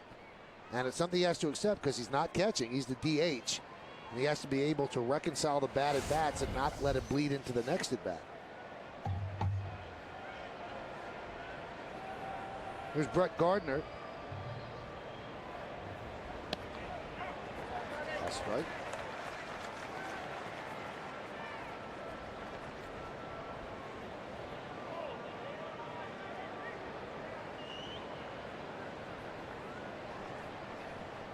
The 0-1.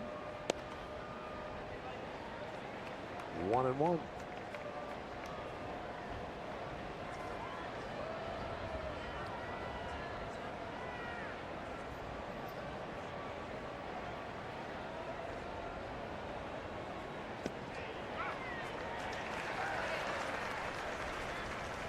Now 1-2.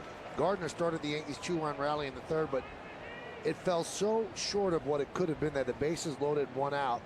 Cano with a shallow fly ball to center, and then Nick Swisher struck out as Bush was able to hold on to the lead. 4-2. Served into left field. Coming on Murphy, who had him played well for the second out.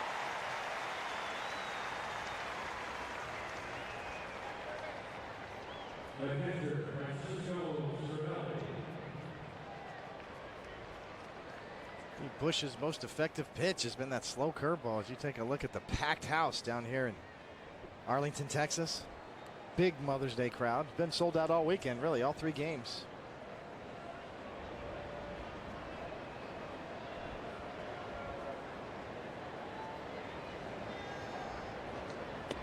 This ballpark in the same complex right across the parking lot from Cowboy Stadium, which is really the state-of-the-art NFL facility.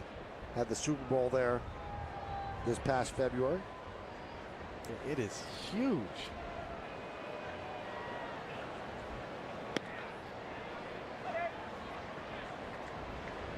Really, Jerry Jones, the owner of the Cowboys, spared no expense whatsoever in building that.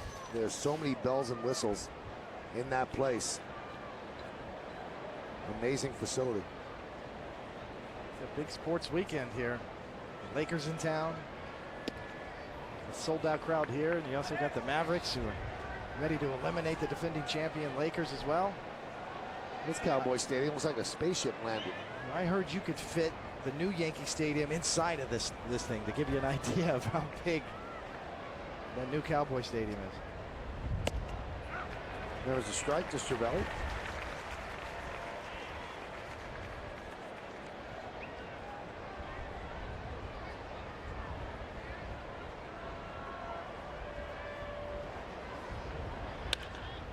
Grounded to short. Andrews. And that'll do it. So 1-2-3 inning for Dave Bush as the Yankees go down in order. We go to the bottom of the 4th. 4-2 Texas. Hey, have you been to my website lately? You should really check it out. Go to JetersFordChallenge.com and find out why Ford's lineup is really turning people's heads. Enter to win some great prizes. You can even watch my latest Ford commercials, outtakes, and behind-the-scenes videos. And of course, you'll always find great deals like these from your Tri-State Ford dealers. Get a 2011 Edge with Sync and My Ford Touch for $259 a month. Get online today at JetersFordChallenge.com, then get to your Tri-State Ford dealer. If you go out of your way to fly with an airline, does that airline go out of its way to reward you? It should. Because loyalty is a two-way street. And when one side gives, the other has to give back. Dedicated Redcoat customer service. More first-class upgrades. Miles that don't expire. This isn't benevolence. This is our business. And the next time an airline asks for yours, ask them first what they've done to deserve it. What's going on over there? Oh, it's just my monthly mugging for my cell phone company. Mugging? Yeah, brutally expensive. Looks like you really need T-Mobile's truly unlimited plan. You can use Facebook, browse the web, and talk and text as much as you want. What now? Sent too many emails. Switch to T-Mobile's truly unlimited data, talk, and text for just $79.99 and save over $350 a year on America's largest 4G network. T-Mobile. Now get the new Android-powered Sidekick 4G for just $99.99. Savings and value is what Toyota does best. After all, Toyota is the most fuel-efficient full-line auto manufacturer in the industry. And we have the lowest ownership cost of any full-line car brand. And right now, lease a fuel-efficient 2011 Camry for just $219 a month. Or get 1.9% APR financing for a full 60 months on Camry. We're #1 for a reason. Come see for yourself. Hurry in for the best selection. It's time for the New York State Smokers Quit Line quiz answer. Name the 2 Hall of Famers to each throw a no-hitter with the text range. I'm going to say Nolan Ryan. I think Jenkins did it. Ferguson Jenkins. Fergie Jenkins would be my guess. Oh, Bert Blyleven. Wow. The new Hall of Famer. That's right. Here's Noli. Nolan Ryan has his own expressway right outside the stadium. That's big time. Now one of the owners of the team. Yeah, what was his nickname? Bert Be Home by 11? Be home by, it was Chris Berman's nickname for him. Bert Be Home by 11. He was never home by 11, I'll tell you that.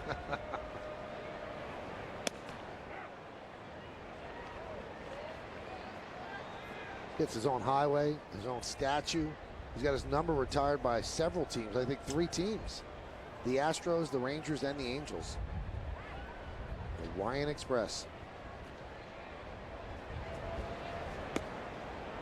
Not a great deal by the Mets. Nolan Ryan for Jim Fregosi.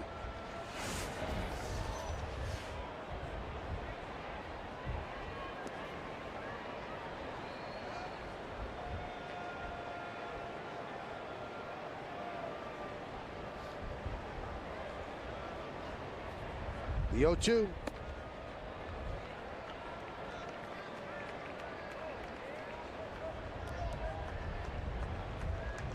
Now you have 2 brothers, right? Yes, I do.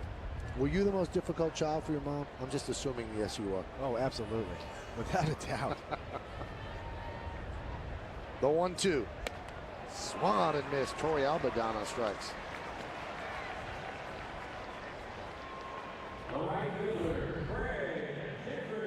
Sabathia much sharper lately. Good changeup there on the outside corner. You know he's going to battle, even though he's upset with the start to his day, giving up 3 runs in the bottom of the first and then another one in the bottom of the second. His job is to keep it right there because he knows that this Yankee lineup will come back, and this is still very much a winnable game. Here's Gentry. There's a strike. But to answer your question, no, my mom was great, Michael. Very supportive. You know, Little League baseball. My dad was a coach. My mom was the one in the stands keeping score. Very involved. Great lady.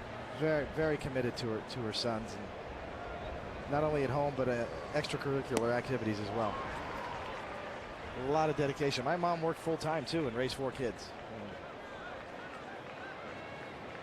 So definitely, I was the toughest. See Ryan Tucker up in the bullpen.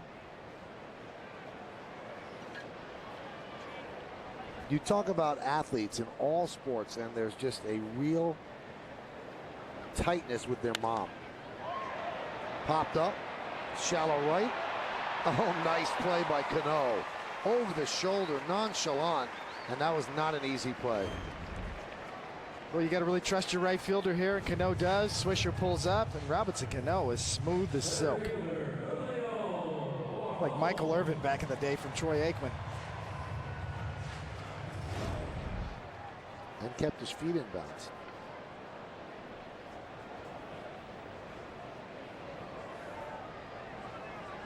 But from the days of when the game was televised, whether football, baseball, basketball, player would be on camera on the bench. The silent is always hi, mom.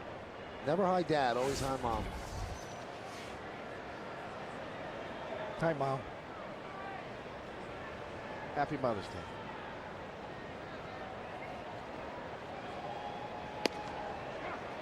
There's a strike.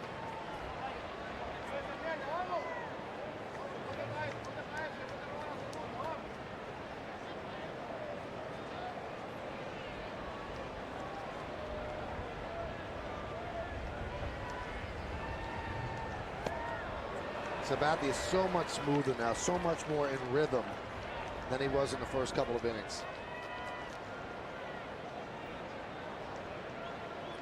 Just goes to show you that always, perennially, for any starting pitcher, the first inning is always the toughest. Now he just looks like a completely different guy. Hot shot up the middle and a base hit. 8-game hitting streak for Julio Bourbon.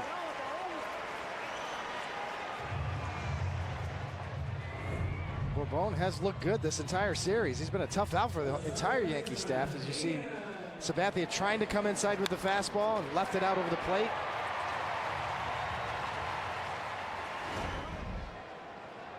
That's what you want to see from Bourbon, is for him to hit the ball on the ground with that kind of speed.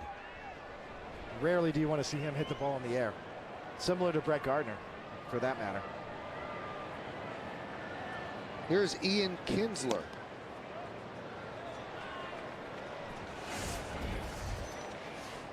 Kinsler is 0 for 2. Reached on an error in the first, came around to score, then grounded to third.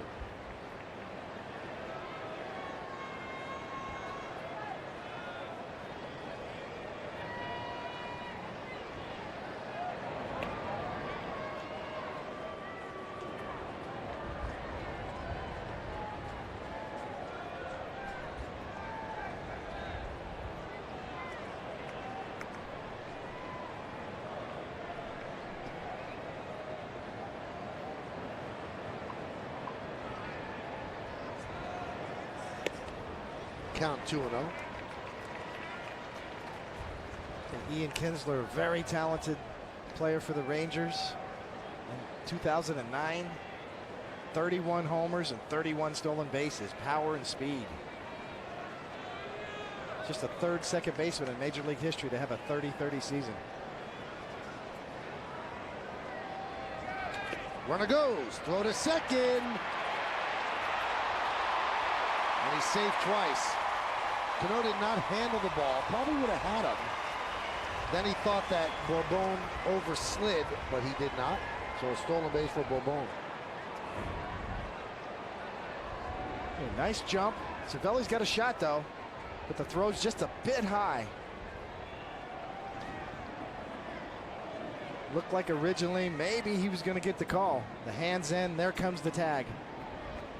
The ball's on the ground at this point though. And Kinsler walks.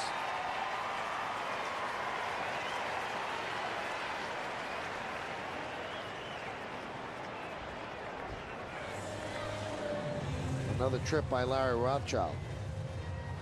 His second of this game.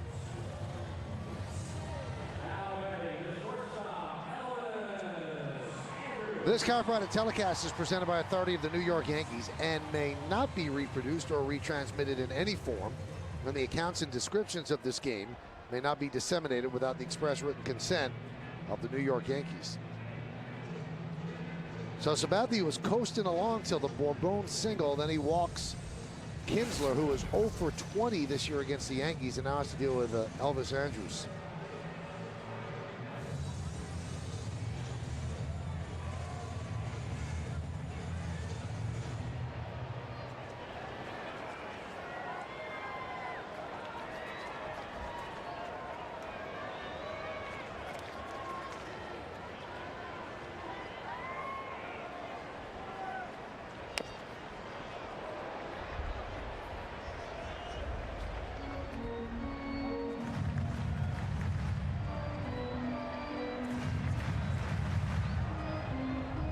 See the Red Sox next weekend up at Yankee Stadium, Michael. At Fenway Park today, Red Sox are leading the Twins 7-4. Bottom of the 6th.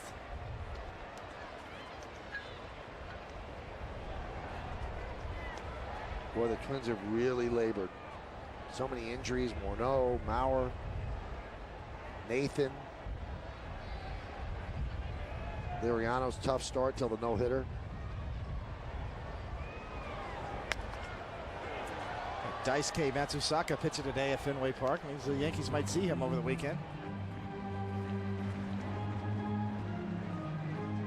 That's the way it looks in the East. Yankees and the Rays essentially tied.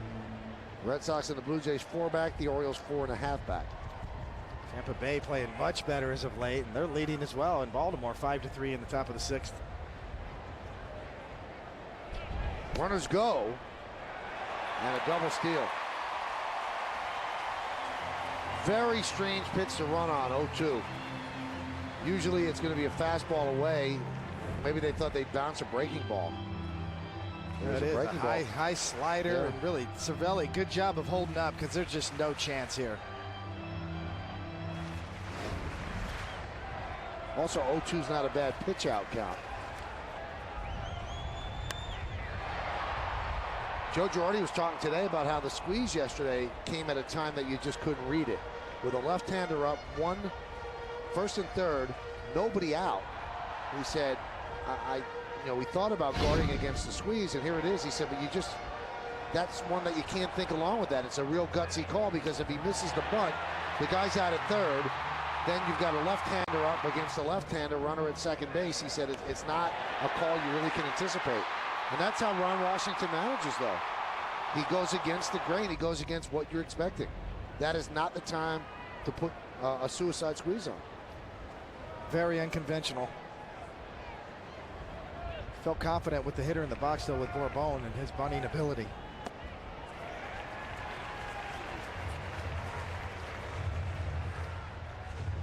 In his young career, Elvis Andrus hitting .320 with 2 outs and runners in scoring position.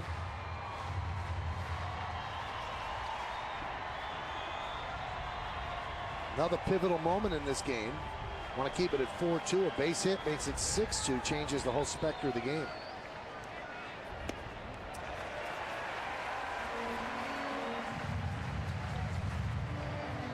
That is the one pitch that Sabathia has been having trouble with all day long, is that changeup. The big pitch for him. Coming over to the Yankees, I don't think the Yankees realized, certainly the hierarchy, how good his changeup really is. But today, really kind of has escaped him.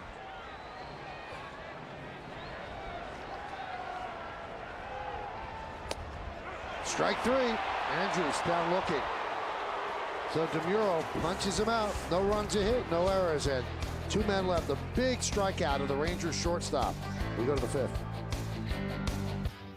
The Count On Chevy event is here, and the numbers are on your side. Take home an EPA estimated 42 mile per gallon show-stealing Cruise Eco. Or turn it up in a Malibu. 33 mpg, over 500 highway miles a tank. 2 of our 9 models over 30 mpg highway. With these numbers, you'll fuel up and rock on. Find your nearest dealer on ChevyOffers.com. New York. 5 vibrant boroughs, influencing culture across 7 continents. At Bank of America, we live, work, and help set opportunity in motion here. From supporting BAM, to preserving the intrepid, to helping provide greater access to the arts. Because when you're giving, lending, and investing in more communities across the country, more opportunities happen.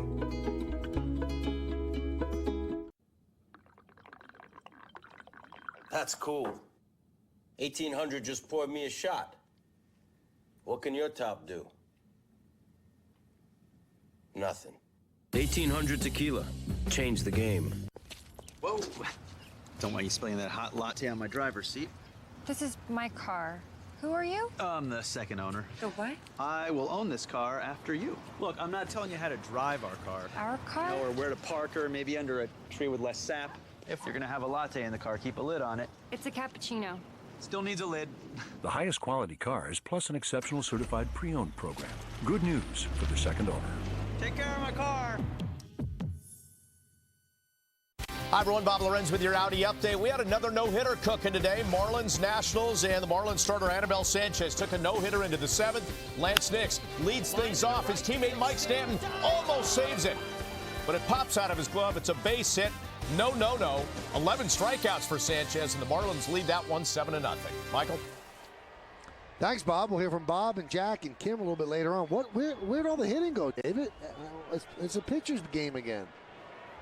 Makes you wonder. It's definitely a cycle back towards the pitchers. Feels like 1968 all over again. Denny McLain. Well, Bob Gibson. Derek Jeter will lead off against Dave Bush. Derek is 2-for-2. His average now at 269. Interesting stat. He entered today with a 256 batting average. It's his lowest batting average through the first 29 games of the season since 04. When he got off to the worst start of his career, he hit 177 through 29 games, but he ended the season with a 292 average that year. Skied the other way, but foul. Now check this out. In 2009, he was only batting 264 at this point. He's at 269 right now, and he finished the season with a 334 average. And to paraphrase Mark Twain, I think reports of his demise really are greatly exaggerated. Showed some power yesterday. And that one's hit deep to right center, going back Bourbon, still back, turning, looking, see ya! A home run, Derek Jeter. And the Yankees have closed it within 4-3.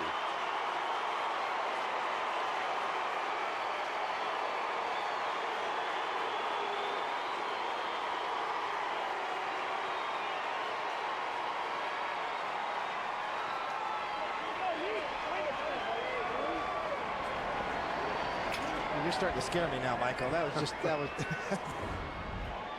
almost like you got a crystal ball up here. Driven to right center. Right there, belt high on the inner half.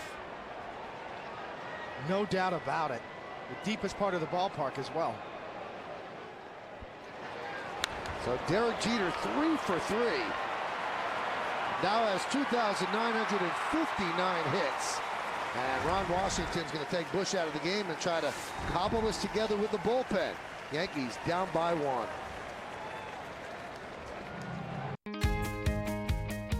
Savings and value is what Toyota does best. After all, Toyota is the most fuel-efficient full-line auto manufacturer in the industry. And we have the lowest ownership cost of any full-line car brand. And right now, lease a fuel-efficient 2011 Camry for just $219 a month.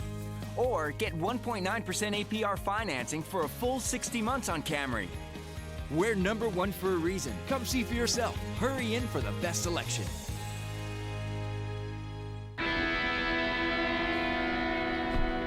Sam begged and pleaded, so I sent him to camp.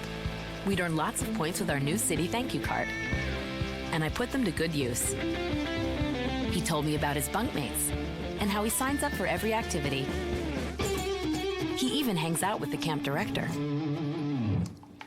Just like that. The new City Thank You Premier Card gives you more ways to earn points. What's your story? City can help you write it.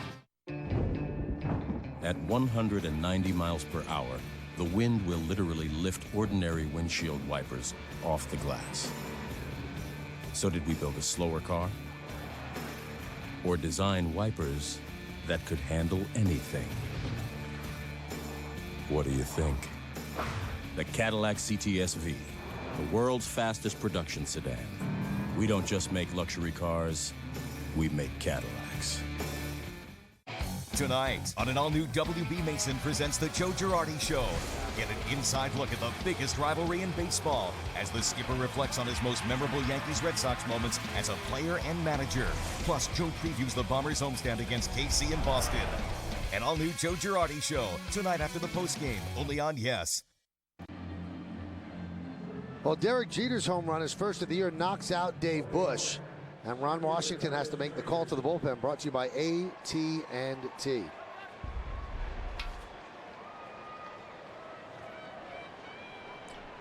And Ryan Tucker will come on. See his numbers on the year. Ryan Tucker originally broke in with the Marlins back in 08. claimed off of waivers by the Rangers. Now finds himself in the bullpen with the Texas Rangers.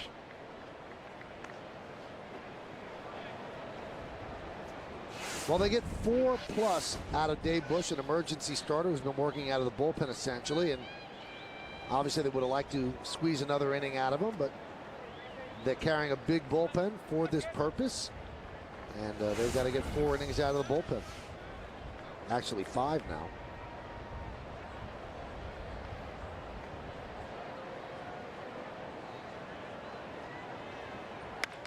Drilled to right field. That ball is a fair ball off the wall. Hit so hard that Granderson has to hold it first. So with Granderson on first base, we'll toss it to our good buddy Bob Lorenz with an update. Bob?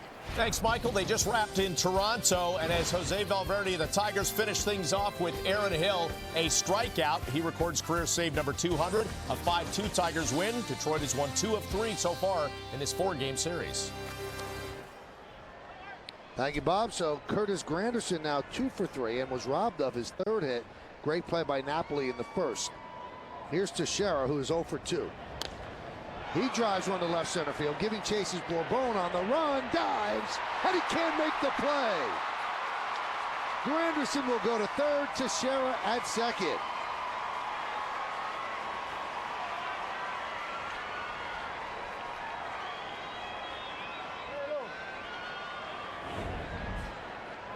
Well, a rude greeting for Mr. Tucker as Teixeira with a slicing drive into the gap, and Bourbon covers a lot of ground. Never looked like he was going to get there, and all of a sudden he almost did. A lunge and a dive, and a just miss. What an effort by Bourbon. But Yankees with a great start here. Bang, bang. 2nd and 3rd. Granderson with a shot. Teixeira follows it up. The Yankees are in business. Let's see if Alex Rodriguez could snap out of his slump. He has a chance to tie the game and even put the Yankees ahead. Alex has fouled out to the catcher and was hit by a pitch.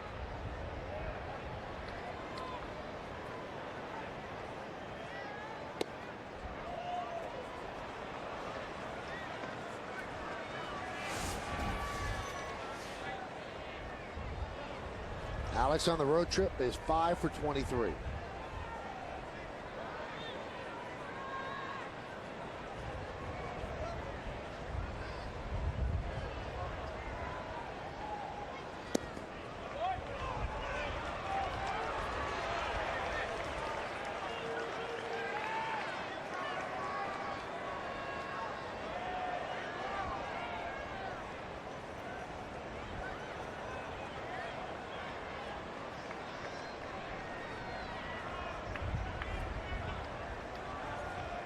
The 2-0.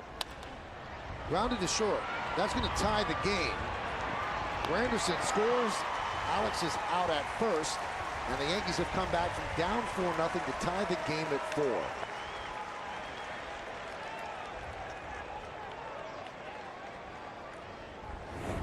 Well, looking at last night, Bourbon, another dive. Oh, coming up short, a little further. But he's got great range. And then again today, boy, he thinks he can catch everything, Michael. So it looks like a hit. He just covers the ground. He's not afraid to dive, but comes up short 2 nights in a row.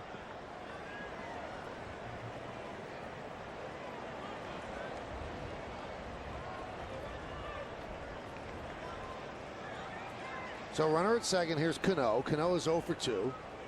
Fly to right and center. Right off the fist and a ground ball to Kinsler. Moving to 3rd is Teixeira.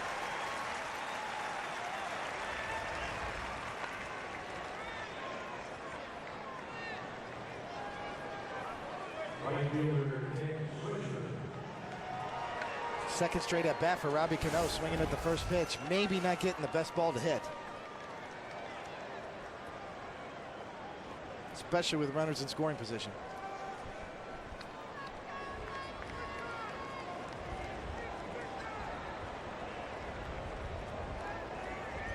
Swisher grounded to short and struck out.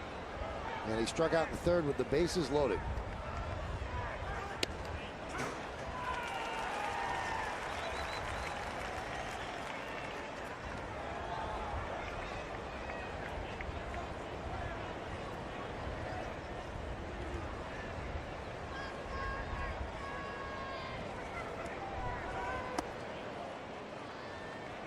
And the count 1-1.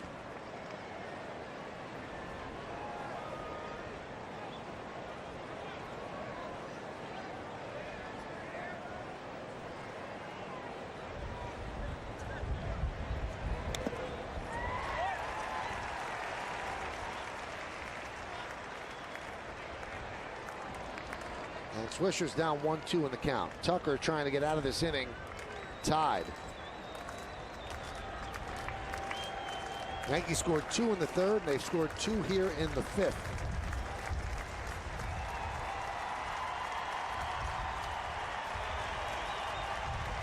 And the pitch. High fly ball, left field. Murphy will put it away. But the Yankees tie the score. They scored 2 runs on 3 hits, and they lead 1. It's been a big day so far for Derek Jeter. He's picked up 3 hits, a single, an RBI single, and then his first home run of the year to make it 4-3. It's now 4-4 halfway through.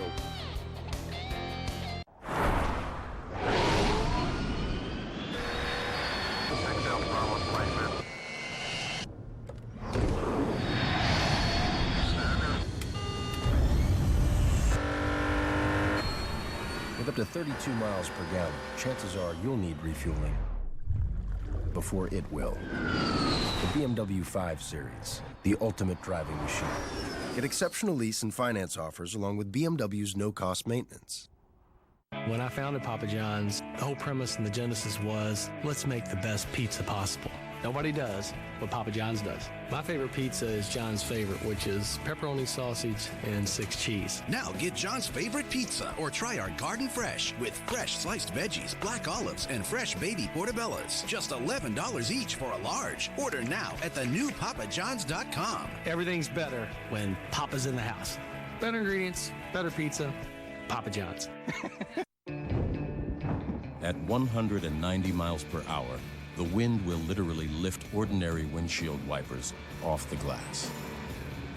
So did we build a slower car? Or design wipers that could handle anything? What do you think? The Cadillac CTS-V, the world's fastest production sedan. We don't just make luxury cars, we make Cadillacs. Hi, I'm PC, your predictably correct morning radio guy. He's not PC, he's Imus. I have guests like Beyonce. Who do you get? Senators, presidents, network anchors, authors, rock stars. But we do our chopper traffic updates and tell people how to dress for the weather. Yeah, we do updates, but we let listeners wear what they want. Imus on 77 WABC. Time for another look at today's Toyota text poll. Of the 3 active pitchers with 2 no-hitters, who is most likely to throw a third? You've been texting us at 58772, and here is how you voted. 61% think it's Roy Halladay. Then 28% Verlander, who picked up his second yesterday, and Mark Burley 11%. So the Yankees have scored for Sabathia, put him in a 4-0 hole. They've tied the game. Here's Michael Young. There's a strike, but the one thing that continues to be an underlying theme of this early Yankee season, they're not getting hits with runners in scoring position. At least not as many as they should, especially with the resumes that they sport when they come to the plate. Alex is struggling. Teixeira, Swisher, Posada, all of those guys have really not been able to come through in the clutch, and the Yankees are tied with the Rays for first place, really on the strength of their pitching and the fact that they hit home runs. But clutch hitting, it has not been there at this point this year. And some wasted opportunities today against the spot starter, Dave Bush, as well. Tapped over to first, and Michael Young retired for the first out here in the bottom of the 5th.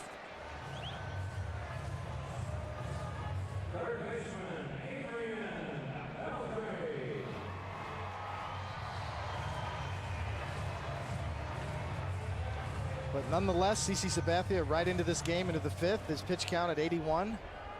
Considering he had almost 30 or over 30 in the first inning. Still very much in this game. Still has time left. Only 3 hits given up by Sabathia today. He's been curtailed by 2 Yankee errors, including a throwing error by Alex Rodriguez in the first that somewhat opened the floodgates. Beltre fouls it away.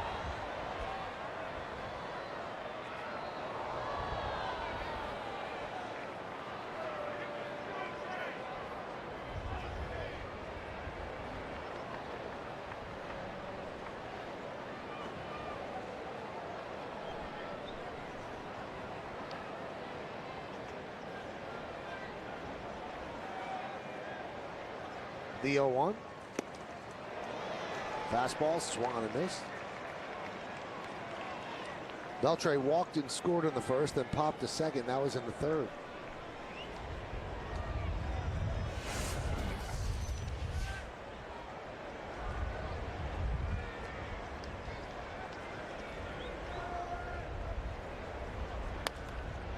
Line foul. Rangers trying to snap out of a slump of their own.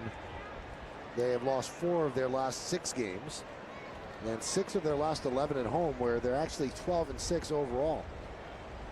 But Ron Washington's team not hitting. Also without the services of Josh Hamilton and Nelson Cruz.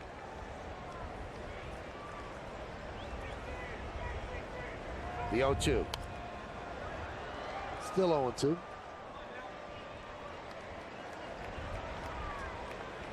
The Rangers have dropped behind the Angels in the West. The A's that don't hit at all, they're 2 games back. And the Mariners, actually 3 games back. They've been playing much better baseball of late, Seattle.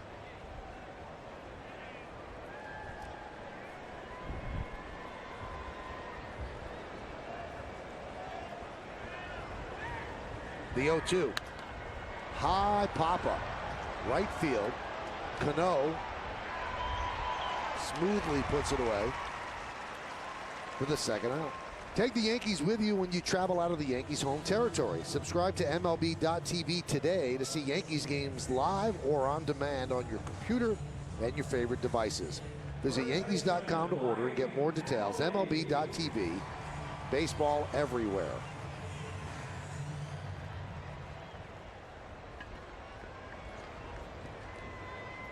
Here's Napoli, 2-run single in the first inning, and then a ground ball to third in the third.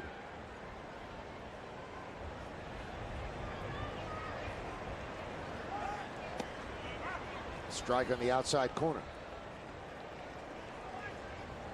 Talked about Sabathia in the opening in the scouting report, the G-Pitcher scouting report, that in his first 75 starts, Sabathia is 42-17.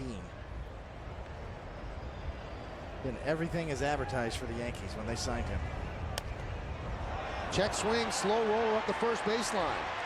And it's mishandled by Sabathia.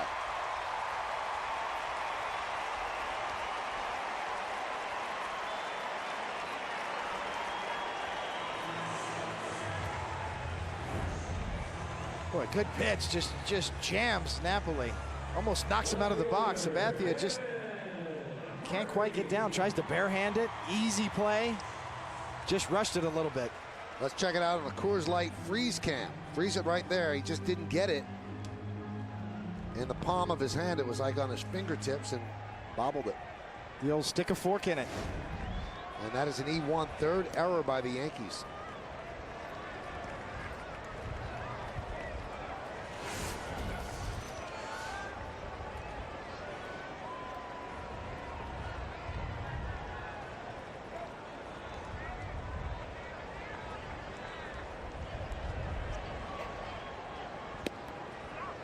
And there's a strike.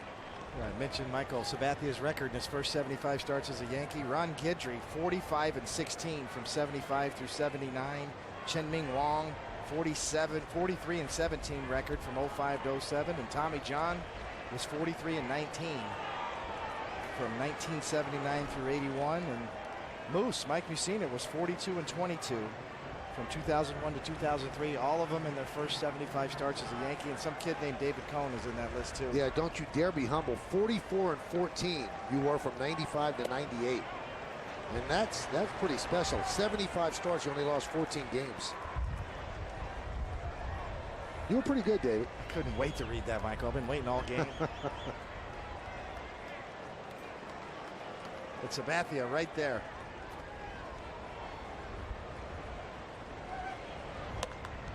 Tried to pull an outside pitch. Going to be a tough play. Nobody covering. A base hit for Murphy. Sabathia, the big lefty, falls off towards third. I think that's one situation, you know, even though it's the pitcher's obligation to get over there, you got to understand you got the big guy on the mound, the lefty falling off. That's Cano's job to get over there and pick him up.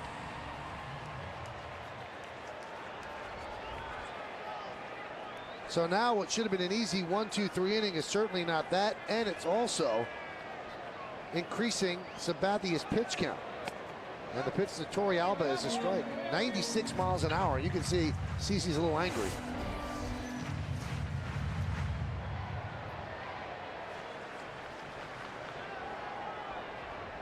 Had some extra wasted pitches this inning. It looked like it was going to be an easy fifth for him. Now his pitch count up to in the mid-90s.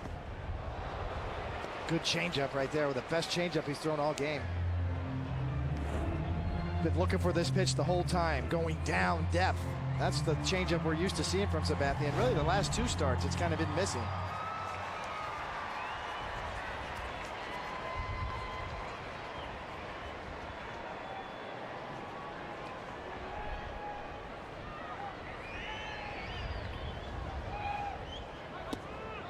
Saw that stat there, really jumps out at you, and the Yankees are tied at 4-4, but they should be well ahead, 2 for 12 with runners in scoring position.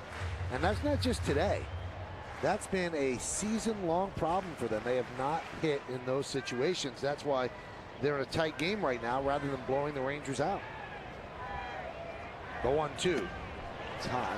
Yeah, there's at least a 3 or 4 run swing, not only from the runners in scoring position stat you just saw, but also the 2 errors on the other side by the Yankees. Now 3 errors actually on the board after that last play. Well, David, for the season, the Yankees coming into this game were hitting .240 with runners in scoring position. And that's not good.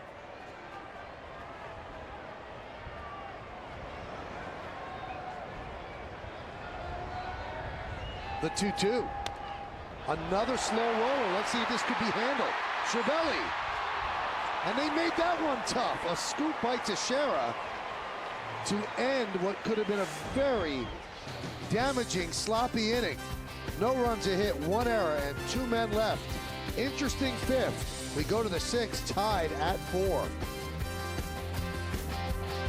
The ump, I got it, and that finally ended the inning. Here's Posada, 1-0.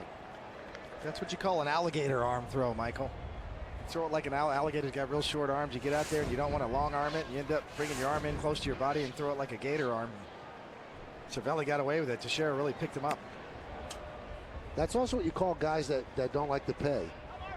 Gator arm too, alligator right? arms, yeah, they just can't get into the pocket. Short arm the wallet? Yeah.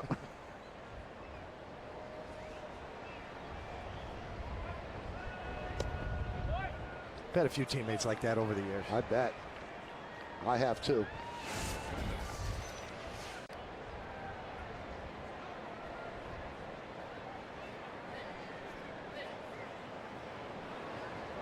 Posada 0 for 2.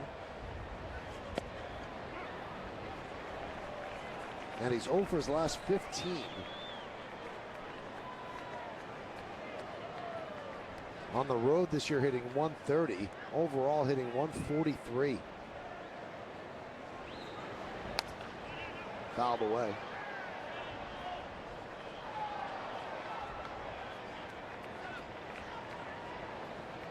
Now you really look deep into Posada's struggles because he's approaching the age of 40.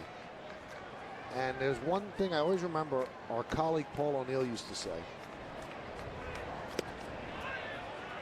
This is toward the end of his career as Posada works a walk.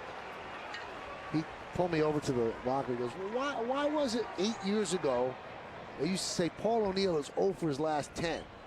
And now it says 36-year-old Paul O'Neill is 0 for his last 10. I said, because that makes a difference, and it does.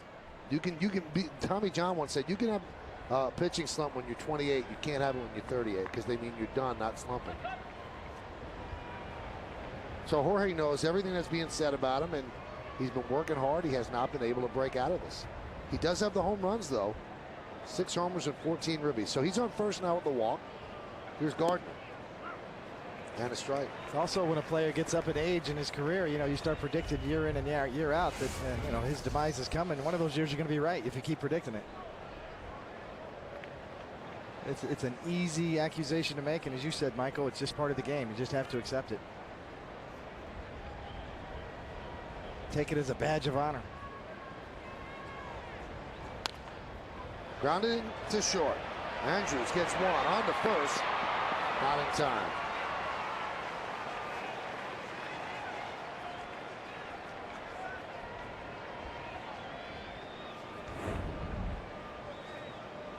With Gardner's speed, no chance. That ball's hit hard. And Gardner easily well past the bag, just to give you an idea of how quick down the line he gets.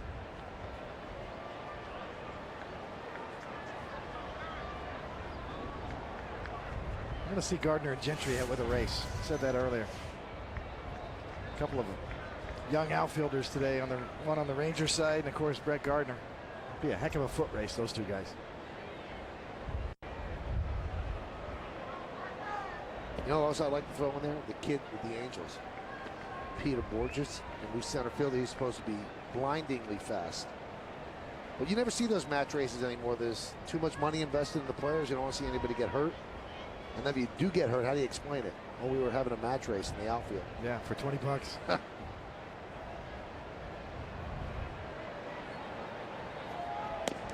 I think it'd be a great race between Gardner and Nunez. Eduardo Nunez is very fast.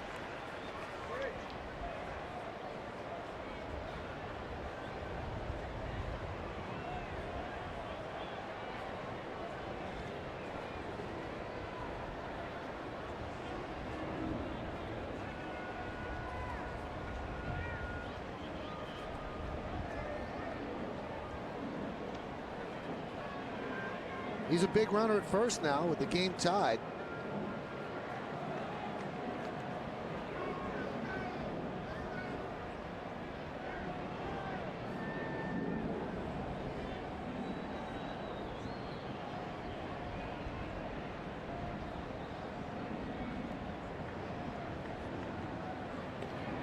You can see he's expanding that lead, trying to read Tucker.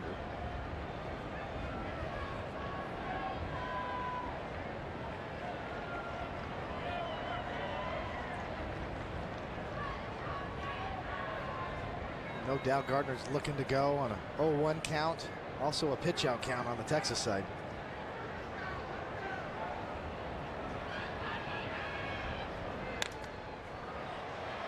Now another great pitch out count at 0-2. The one thing the Yankees would like to change about Gardner is he takes too long to run. He likes to read the pitcher. He takes a lot of pitches before he takes off. And there are some base runners, they're on, boom, they go. Because when you're measuring and studying, you're also distracting the hitter, and he's got to take pitches as well.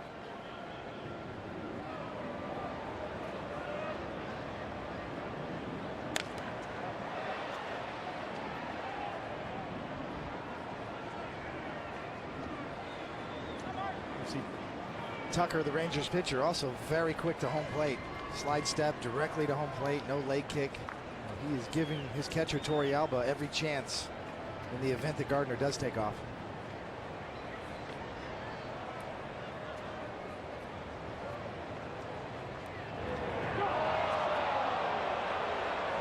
I think that got the umpire, which might have saved the Rangers.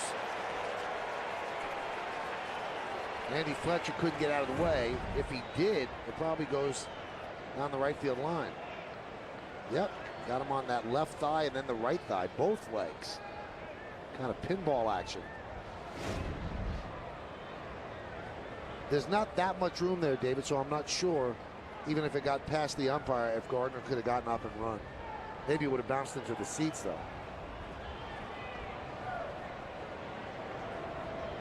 Get a feeling that's going to make a blooper highlight somewhere on down the road. Maybe tonight.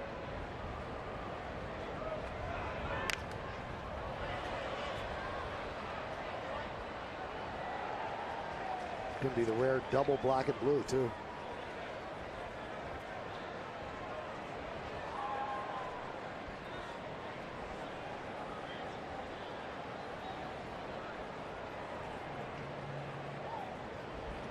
We're in the 6th inning.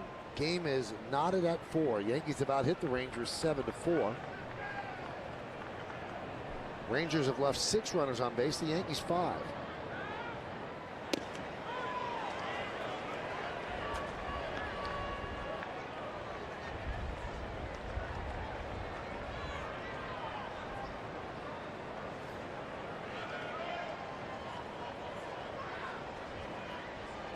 See that Boston's increased their lead 9-5 up at Fenway Park over Minnesota, now in the top of the 8th. Ground ball to Beltre. There's one. On to first. It's a double play. An around-the-horn double play started by Adrian Beltre. So, in the 6th, no runs, no hits, and because of the DP, nobody left. We go to the bottom of the 6th, tied at 4.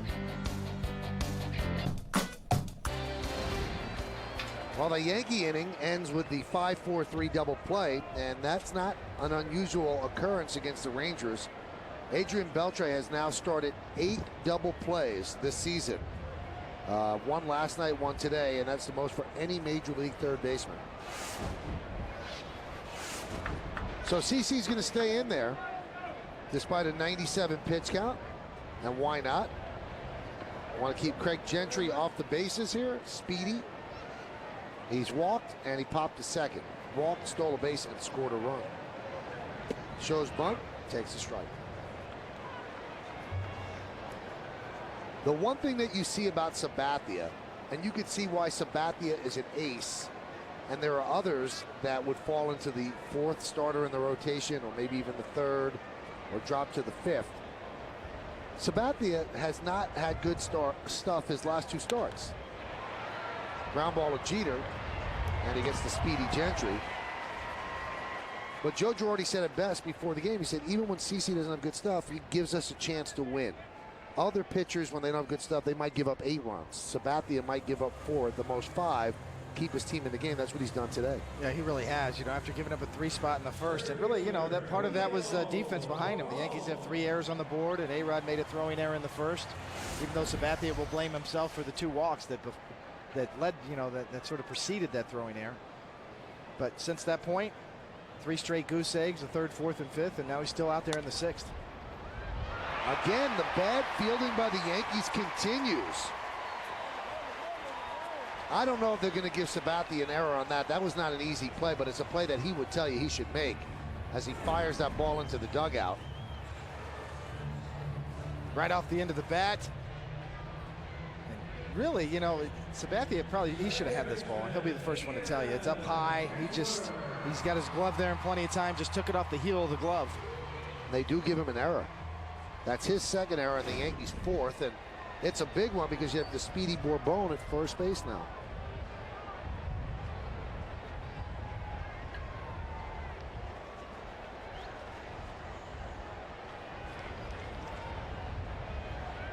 Here's Kinsler. 1-0.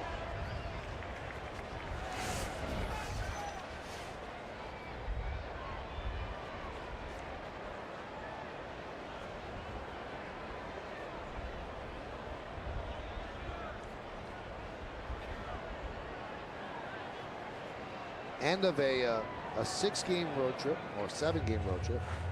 End of a streak of playing 16 games in 16 days. And the Yankees just don't look that sharp defensively today. I don't know if it's cause and effect or effect and cause, but they're usually a pretty solid defensive team. Count 2-0. Tomorrow is a much desired, much anticipated off day before starting a stretch of 16 more in 16 days.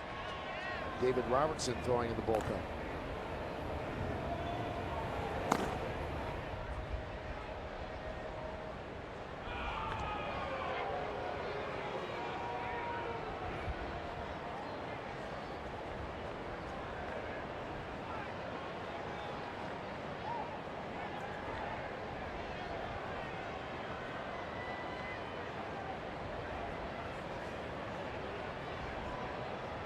The 2-0. High fly ball, left field. Gardner will put it away. Tagging is Bourbon. He's going to second, and he is going to make it. Caught the Yankees sleeping there. Gardner did not think he was going. He kind of took a walking lead after tagging up and then took off when he saw that there was a loop in the throw. Gardner picks it up, and a little bobble getting it out of the glove. And just offline once again with the throw. As Michael's saying, here's Bourbon tagging up. He's reading. Now he's going to go. Almost like a delayed steal. He's going to make sure on the read He'd have plenty of time to stop halfway and get back if he wanted. You see Gardner's upset.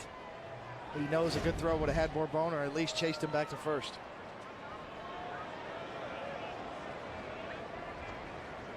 Gardner in the first inning didn't have a real good throw to home plate either, where he could have gotten a runner and kind of threw it up the line.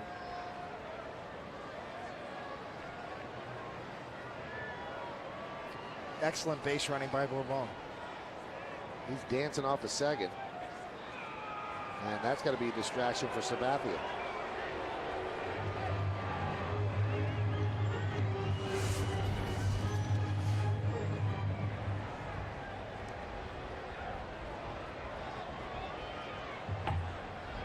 Runner goes to third. Throw to third is in plenty of time.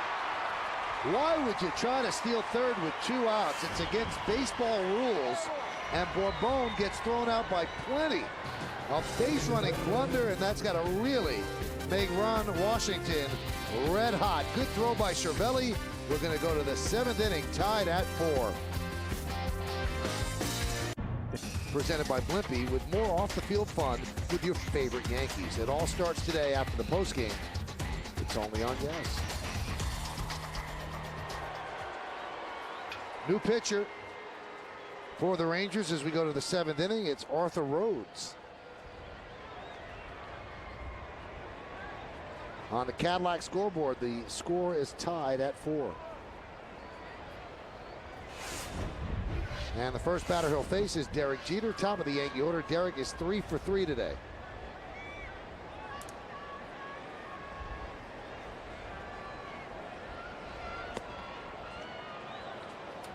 Breaking ball is low, 1-0. Boy, still shaking our head over Bourbon trying to steal third with 2 outs. It doesn't really gain you enough of an advantage for the risk that you're taking. You're already in scoring position at second base. That one is driven out to deep right field. Going back, Bourbon, still back, looking up. See ya! Another home run for Jeter, his 2nd in a row. The Yankee captain is 4 for 4, and the Yankees lead 5-4.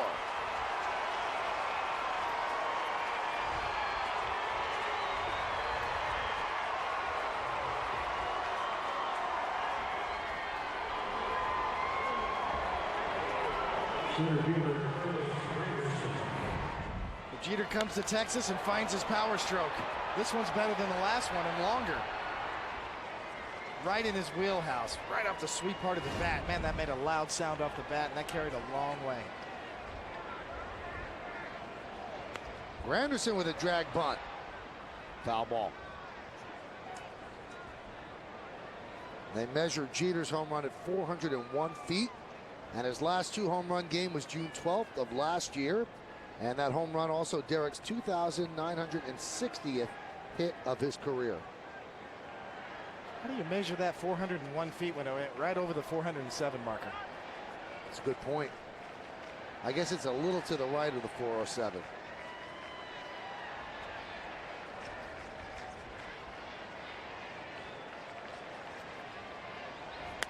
That one is drilled deep to right field. Going back, Gentry on the track at the wall. See ya! Back-to-back home runs for the Yankees. A solo shot for Curtis Granderson. His AL leading 11th home run of the year, and the Yankees lead 6-4.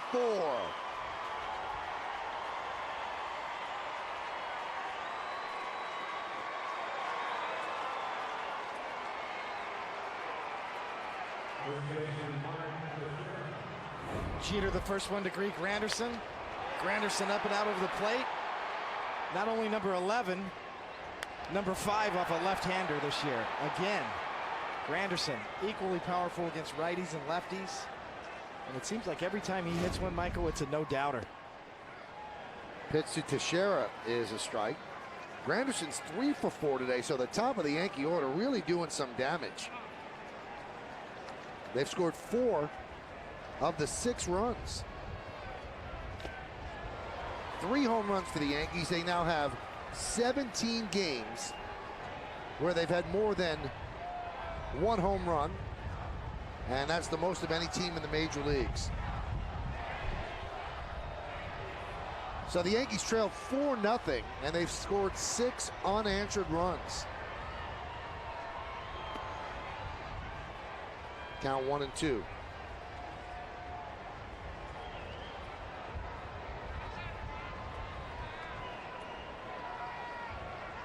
After all the missed opportunities, all the errors, the Yankees now on top.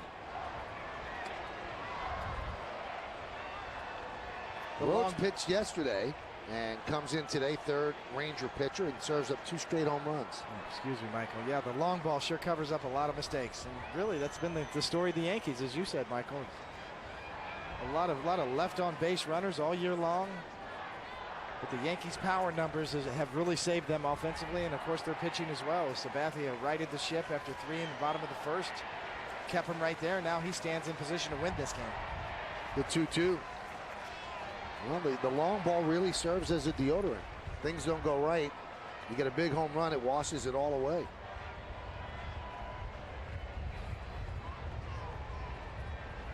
Now the Yankee bullpen has to do its part to help close out this game. The 3-2. Strike 3 to Sheridan looking, and then he looks back at Mike DeMuro. Has some words for the home plate on.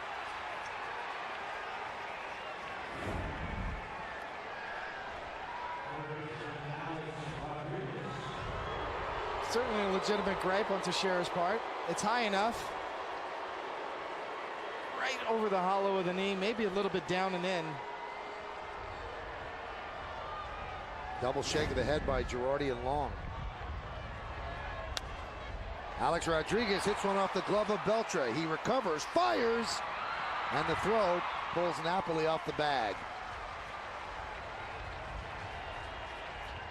That should be an error for Beltre. That's a play he has to make and usually does make.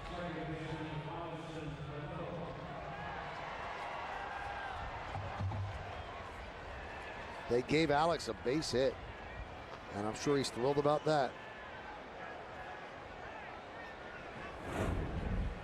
Get another look. A-Rod gets the bat head out, hits it hard. It's been a sloppy game all the way around. A lot of errors on the board.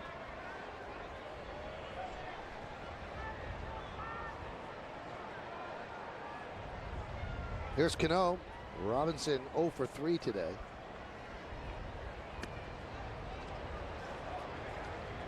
Robinson 4 for 23 on this road trip.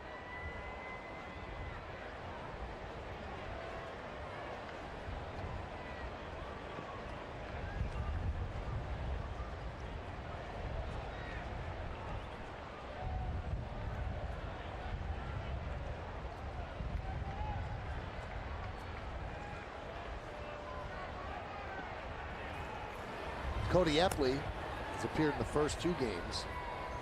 Ron Washington likes to use his bullpen. Grounded to first, Napoli goes to second one. On to first with the pitcher covering, a double play. 3-6-1 to end the inning. But the damage has been done. Back-to-back home runs by the Yankees. Derek Jeter with a leadoff home run, his second of the game, and then Curtis Granderson a home run. And the Yankees take a 6-4 lead. It's time for the 7th inning stretch, and we'll stay right here to honor America in Arlington, Texas.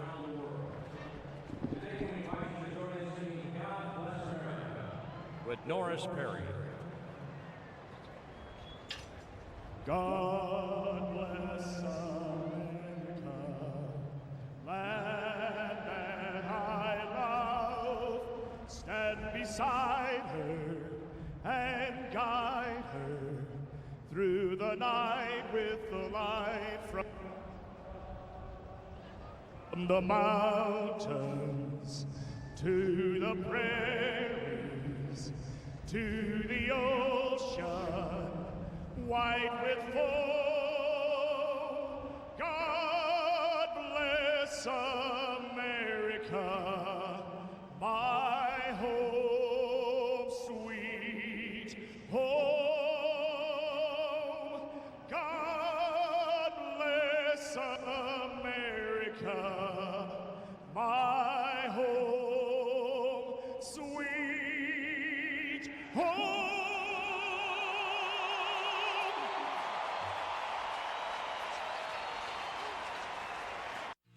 Well, thanks a lot, Bob. On a hot Sunday afternoon here in Arlington, Texas. Mother's Day. It's the Cadillac score, 6-4, Yankees lead.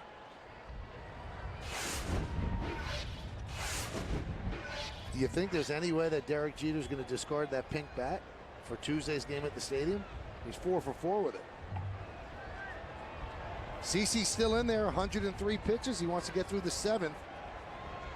Yankees leading 6-4. Sabathia deals to Andrews, 1-0.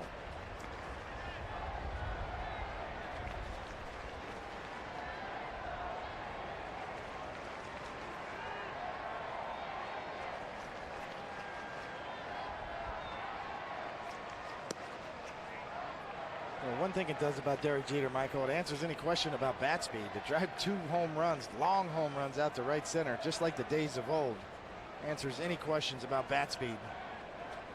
It's a question of timing with Derek and getting the stroke back and his sense of style after trying to change his stride in spring training. Kind of finding his old stroke down here in Texas. You see Jabba Chamberlain now getting a lather going.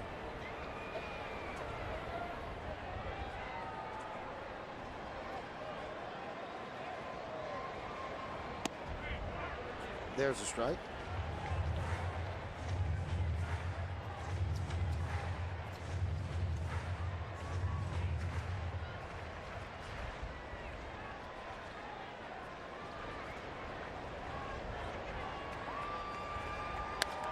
Line drive to center field. It's a base hit for Elvis Andrews. He takes a big turn at first.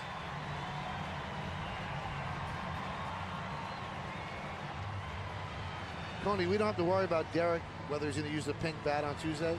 We just checked the tape. He hasn't used the pink bat all day.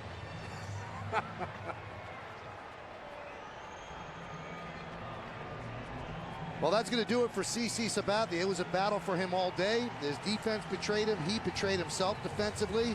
But he walks off the mound here in the 7th inning with a 6-4 lead. Now the Yankee bullpen is going to have to get 9 outs to win this game. Jabba's first.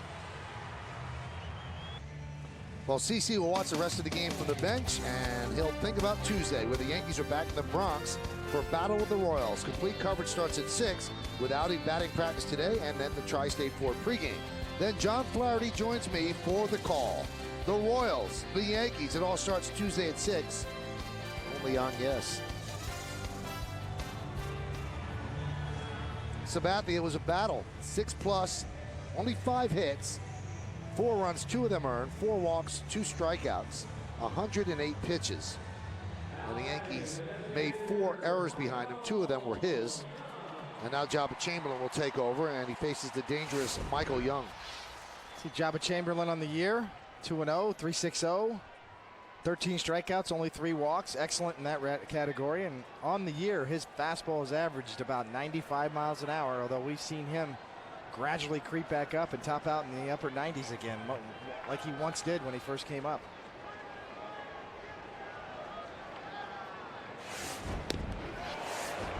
Swing and a miss. That's his slider, and he's had a real tight slider with a lot of depth to it all year.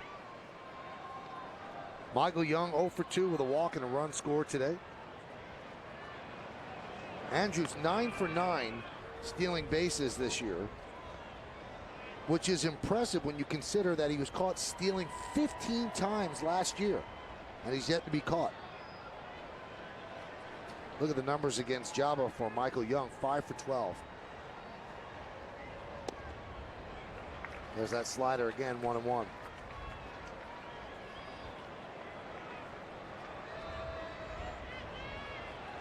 Generally speaking, when your arm string comes back and your fastball's better, your slider's better as well. More velocity on that slider, a quicker break, and the upper 80s with the slider as well.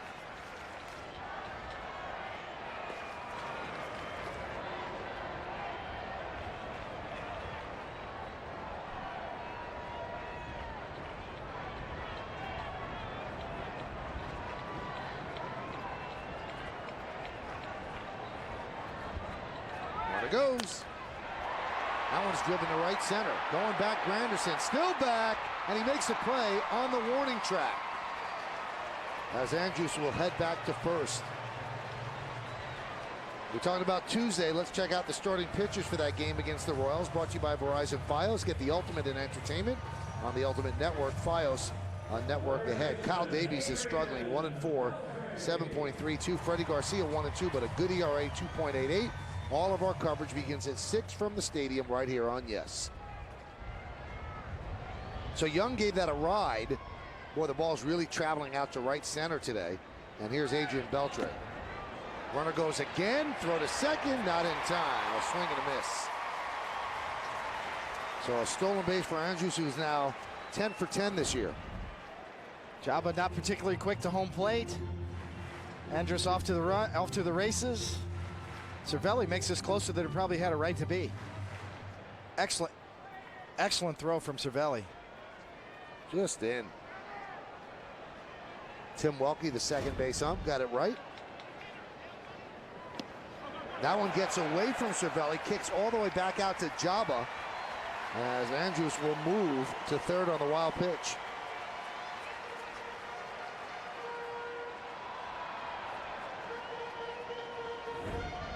There's a tough one here. That slider in the dirt. See, Cervelli gets his feet caught up as well. You see him almost a little tweak of the ankle. I think you caught something there, because now Gene Monahan and Joe Girardi going to run out and check on Cervelli. He's kind of limping. That is not the foot that was broken in spring training on the foul ball. That's the left foot. And this looks like it's a right foot that's bothering him. Cervelli says, I'm fine.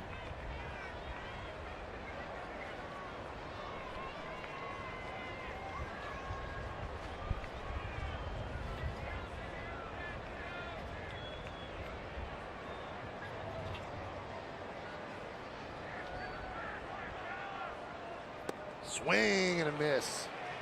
Good slider, 1-2.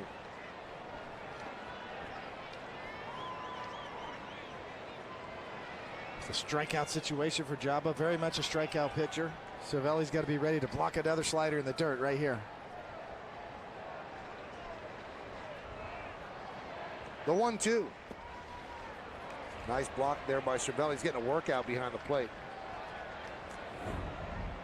And right on cue, Cervelli's anticipating, down and away. Actually gloves that ball. Right off the dirt.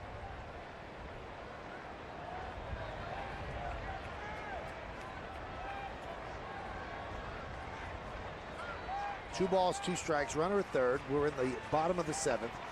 The Yankees leading 6-4.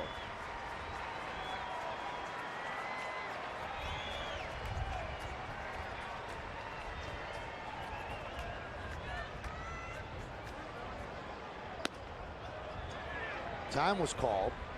Looked like Beltre got something in his eye. That also happened to our very own Kim Jones during the pregame show. Red irritated eye with a little speck of dirt got in there, but she battled through it. She could play injured. Beltre obviously couldn't.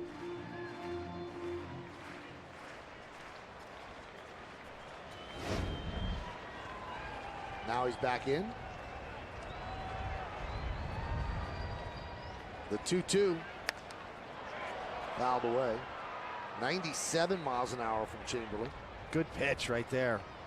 Chamberlain predominantly throwing sliders since he's come into this game. The high, hard one, 97 miles an hour up above the belt. Beltre way late on it. Now that sets up the sequence. Now you can go back to the slider or even a little higher with the fastball. Now you've created a little bit of doubt in Beltre's mind. See, Cervelli wants to get him to throw the fastball. Jabba shakes him off to get to the curveball.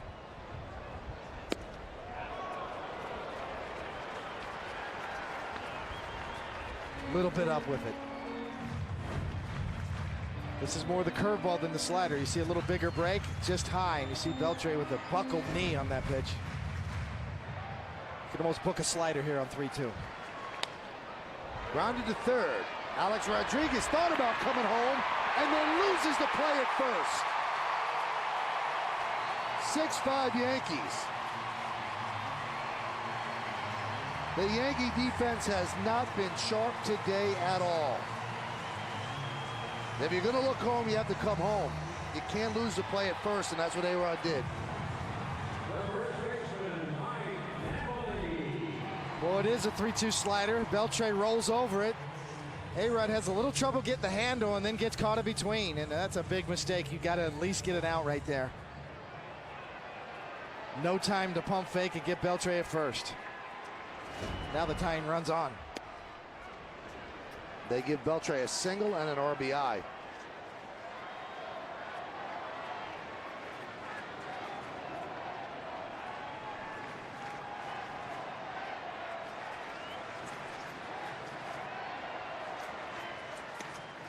Pitch outside to Napoli.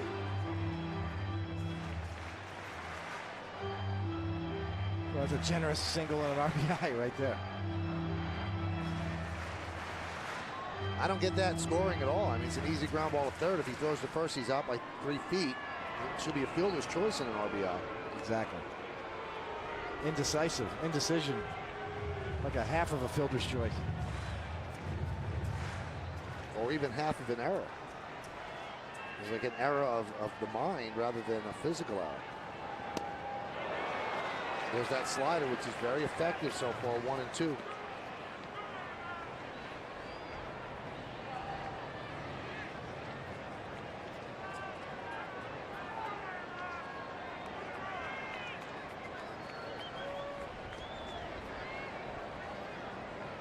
Right back to the slider.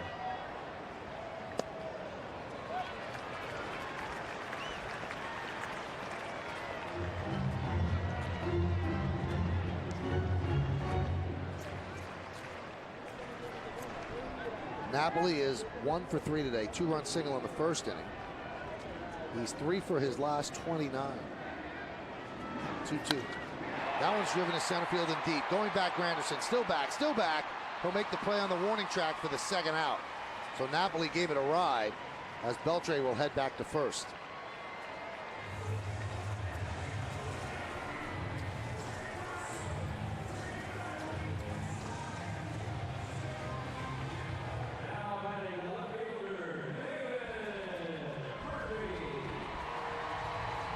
Now David Murphy's coming up, and Larry Rothschild's coming out. Talk things over with Jabba. Larry's third trip to the mound, 2 to CC and 1 here to Jabba. Yankees fell behind 4-0 early. 3 runs in the first for the Rangers, 1 in the second. Then the Yankees chipped away 2 in the third, 2 in the fifth, 2 in the top of the 7th. And that gave them a 6-4 lead. Now the Rangers have answered back with 1 here in the bottom of the 7th, still batting. CeCe's the pitcher of record on the winning side. Arthur Rhodes the pitcher of record on the losing side at this moment. Two-way, Murphy at the plate. Murphy is 1 for 2 with a sac fly. 1-0.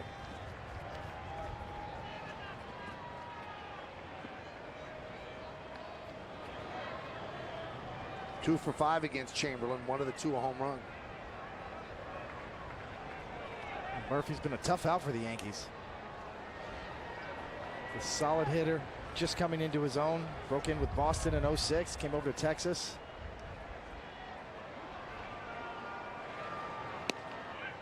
There's a strike. Had a solid year last year and just 419 at-bats in 2010. Hit .291, 12 homers.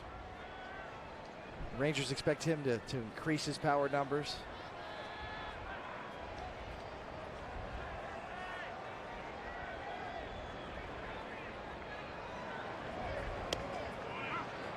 There's a strike, 94-mile-an-hour fastball.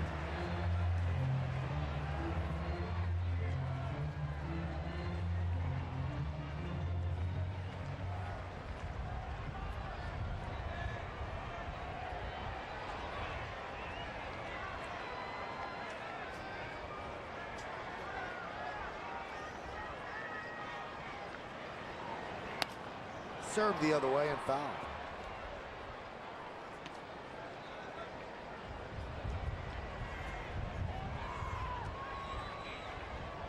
Murphy's hit well against the Yankees in his career. 308, 5 homers and 16 ribbies in 30 games.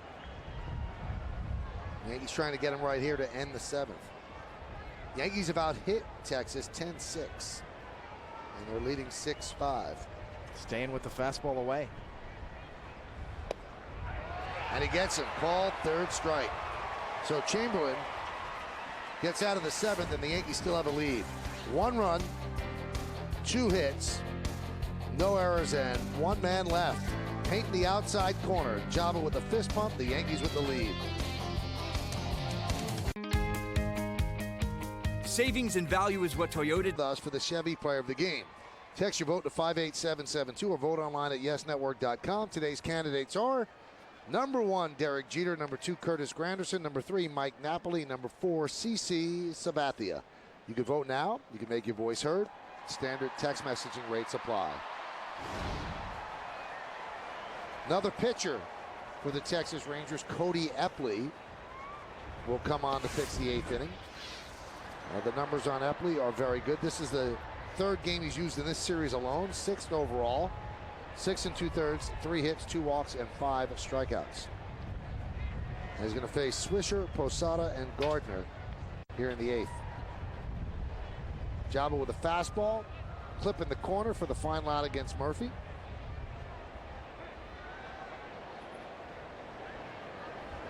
And in the 8th inning for the Yankees, it'll be Alfonso. It'll be Rafael Soriano.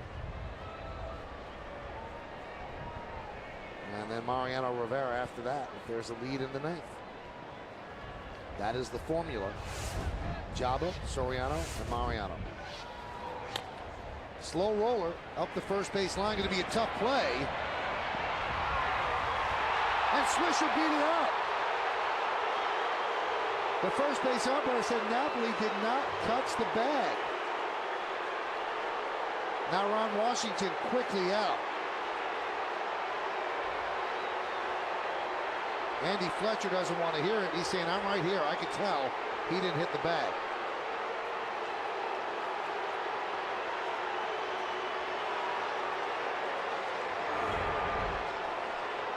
No question about the timing.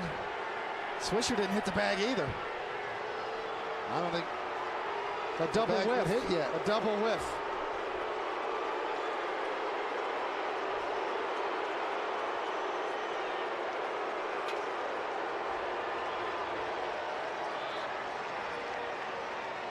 Bang, bang.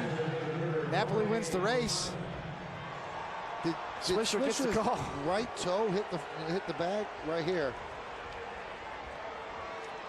I don't think it did. I don't think Napoli's foot hit the bag. Napoli's there first. Definitely Swisher's did. We can't be certain that Napoli's did. That's a double whiff. Is this safe to say, David? You being an ex-player, I will defer to you that this game defensively will not be a Tom Amansky video. It's not. It's contagious. It's rubbing off to the umpires, too.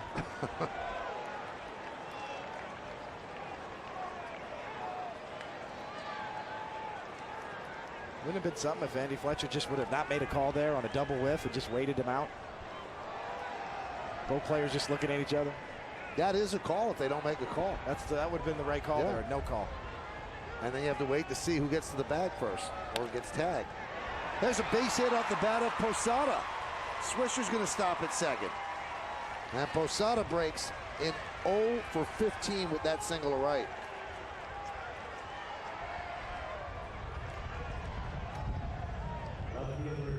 Now the Yankees have a couple of things they could do here, as Mike Maddox will go and discuss it with Epley. You have Gardner bunt. Well, if you have Gardner bunt and it's successful, then you have runners on second and third. You also have Cervelli up. You want to give Russell Martin the day off, and all likelihood you're going to send Martin up to pinch hit for Cervelli, you would think. Then do you lose him and they walk him to set up the double play against Jeter? A lot of things that could happen in this scenario right now. First and second, nobody out. Do you have Gardner bunt here, Dave? I do. I would bunt Gardner right here. I think that run is extremely important considering how the day started. CC Sabathia, your starter on the mound, got down by 4 runs. The Yankees have battled back. Now they're up by 1 run. Sabathia has had no run support all day long. This is a crucial win for the Yankees at the end of the road trip. I'm bunting Gardner here. And then you have the decision, do you pinch hit Martin for Cervelli or give Cervelli a shot to bring him in? I let Cervelli hit. All right, so Swisher is at second, Posada's at first. You got to get a good bunt with Posada as part of the equation, although he has a big lead because they're in at the corners. Wheel play, and he swings away and lines a single to center field. So the bases are loaded, nobody out. The throw comes all the way home to Torey Alba. So they changed up on everybody, and they had Gardner swing away. Shows you why I'm in the booth. First pitch swinging too, Gardner. Rarely a first pitch swing. And a good one at that. And the wheel play was on. So the right thing by Gardner as well. And the Yankees got burned by that wheel play the other night too in the first game. With Posada at second. That's another factor. All right, so now the Yankees have not been producing in these spots. They can really give themselves some breathing room for the final 2 innings if they can pick up a couple of these runs. Here's Cervelli, bases loaded, nobody out. The infield is in.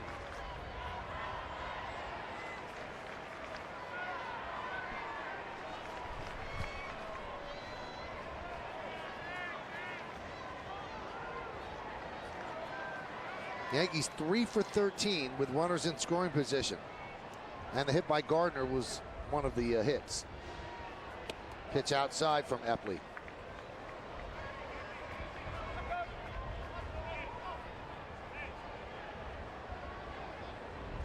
So Gardner swinging the bat better is now 2 for 4 today. Cervelli is 0 for 3.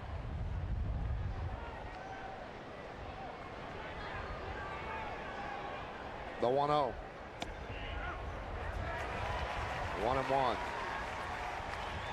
Now there'll be people that go, why not pinch hit Martin? Managers are loath to use their second catcher.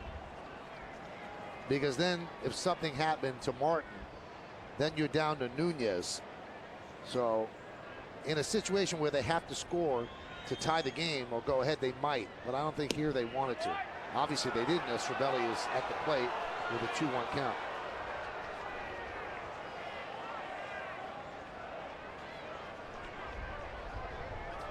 I think that is the point, Michael, is, you know, not only is Martin on the bench and really kind of tuned out mentally, but Cervelli as well can handle the bat a little bit. You need to show confidence in him.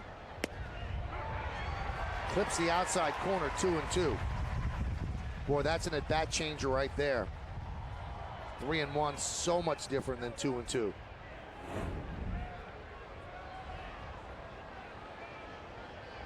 Kind of came back. Came back, got the high strike.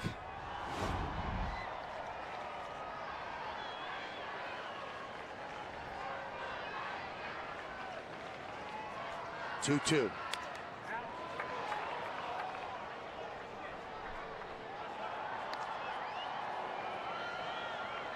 See that Epley could be tough on right-handed hitters. That side-winding motion. Sweeping slider. Sort of a crisscross. The sinker runs in on the fist of righties. The slider runs away. It's a guessing game for a right-handed hitter. The 2-2. Still 2-2.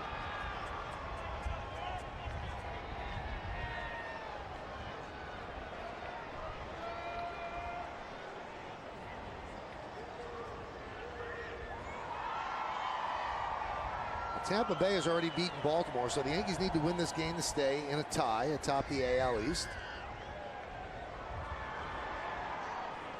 They're up 6-5, top of the 8th, bases loaded, nobody out, and Cervelli at the plate. Epley deals. And the count is full. A good at-bat by Cervelli, running this count to 3-2, battling off some tough pitches.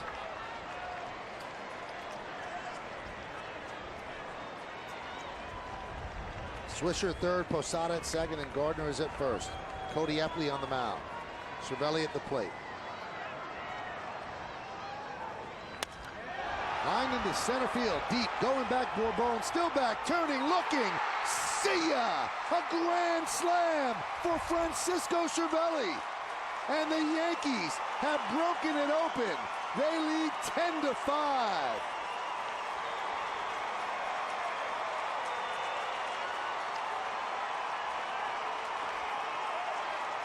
So Joe Girardi pushes all the right buttons. Gardner lets him swing away. He does not pinch hit for Cervelli, who replies with a grand slam.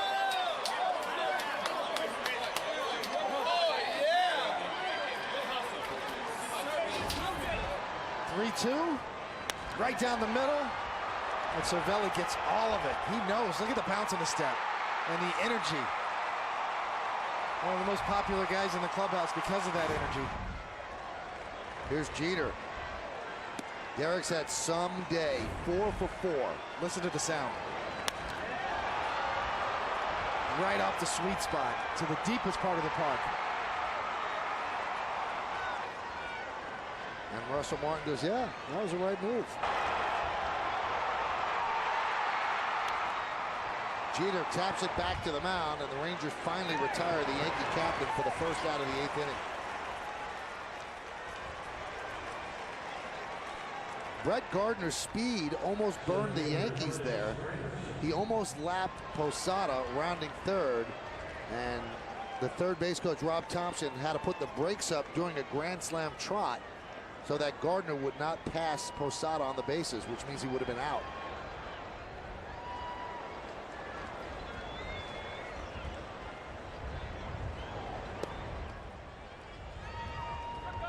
Granderson takes outside.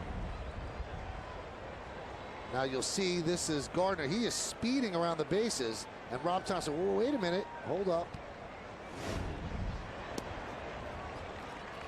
So the Yankees get a big hit. That's a big time, big hit by Francisco Cervelli to give them some breathing room over the final 2 innings.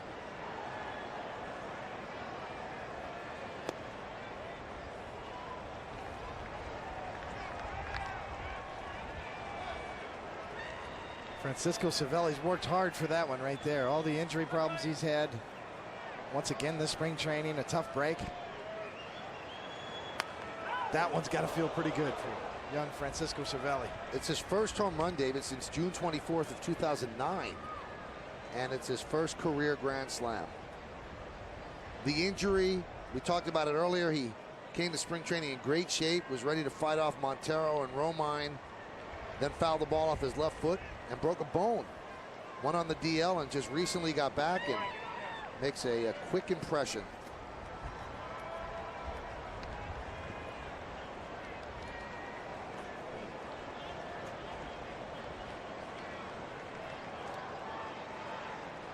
Another full count, and here's the 3-2. And Granderson walks, and the top of the order has done some damage. They've been to the plate 10 times. They've been on base 8 times. Jeter's 4 for 5, 2 home runs, 3 ribbies. Granderson 3 for 4, robbed of a base hit, diving stop by Napoli in the first. Solo home run, 2 ribbies, 2 runs scored, and a walk. That's setting the table at the top of the lineup. Setting the table and cleaning up.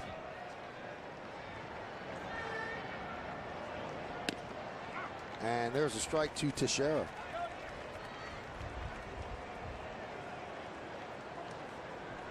Teixeira with just a measly double on the day, following up those guys. That was a big double, though. Off speed.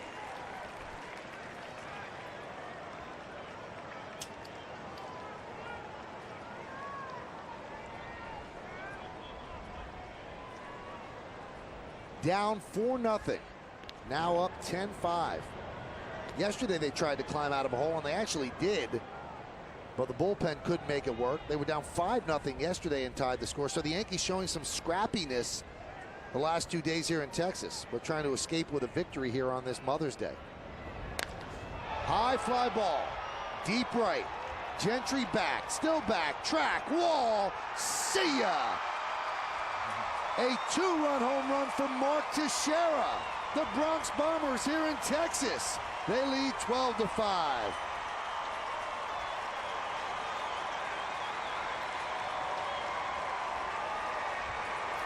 5 home runs for the Yankees as a team.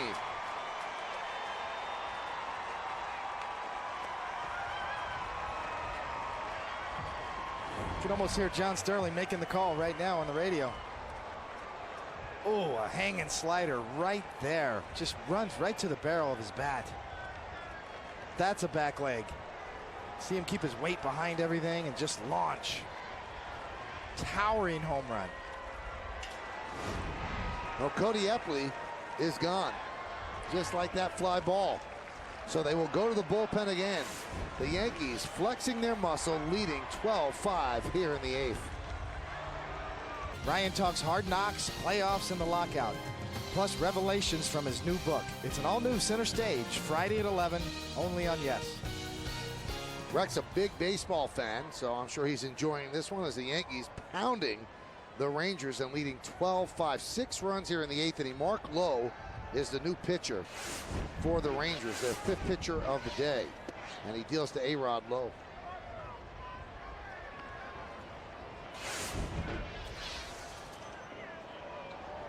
Those are the numbers on Lowe.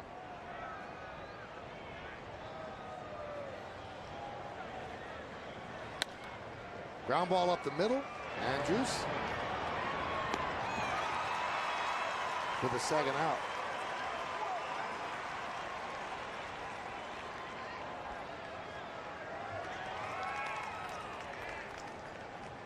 Alex today is 1 for 4.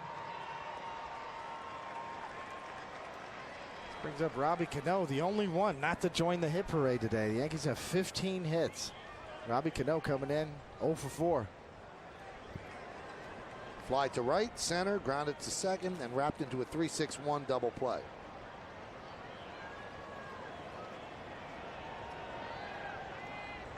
Low deals. 1-0.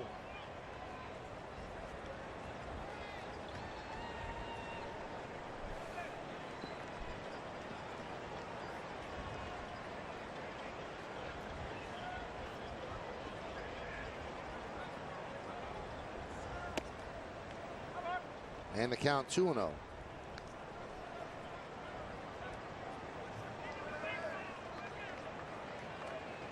Lowe has really struggled for the Rangers this year. They're really counting on him to be their 8th inning setup guy. So Neftali Feliz hasn't worked out so far. Well, they kind of changed their bullpen dynamic. They traded Frank Francisco, and the starter that was originally scheduled for today, Alexi Ogando, really was a force for them out of the bullpen last year. So you took out 2 guys that led you to Feliz, and they've got to reconfigure. Yankees caught a break not having to face that young man today. And Cano is on base. The 9th batter in the inning, walks. And that's going to bring up Swisher. And just think about how this all started, David. A ground ball by Swisher to Napoli, and they both whiffed at first base. Neither one touched the bag, from what we could tell, and Andy Fletcher said safe. Fletcher being the first base ump, and that started this carnage.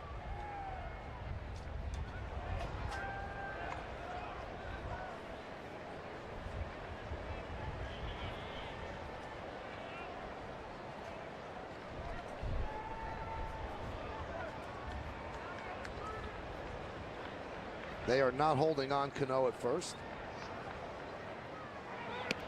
Pitch is high from Lowe. How ironic.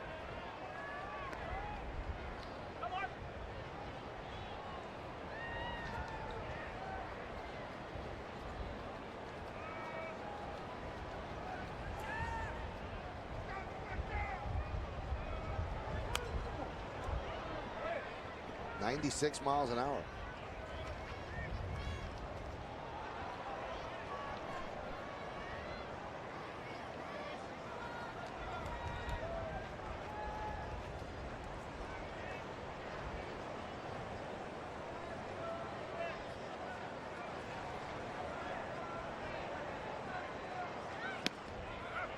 Strike.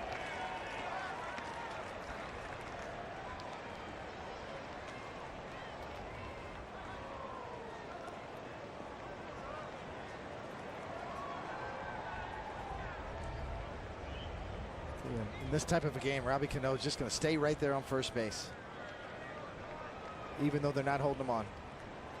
1-2, popped up, shallow left, long run. What a play by Beltre to end the inning. Just an amazing over-the-shoulder catch by the Rangers third baseman. Never thought he'd get there. It hits into the heel of the glove, rolls into the webbing, and stays put. The Yankees get 6 runs and blow it open.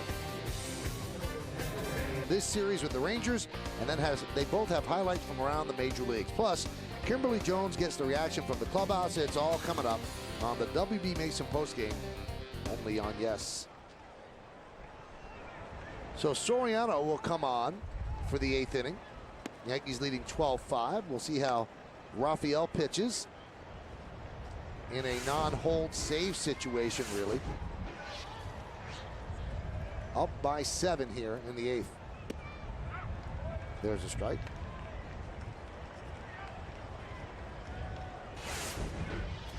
Funny how this game works. You'll see Soriano's numbers there.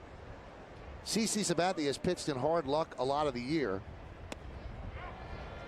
and had just 2 wins to show for his efforts and his under 3 ERA. Today he didn't pitch that great, didn't get it out in the 7th, and fell behind 4-0 early and could end up getting a victory. Yes.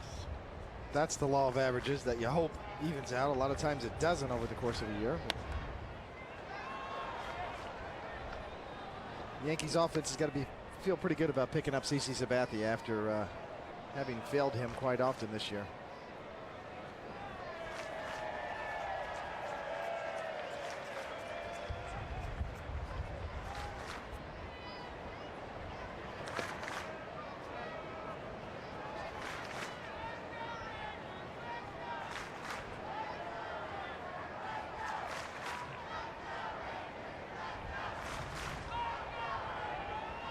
Two balls, 2 strikes from Soriano.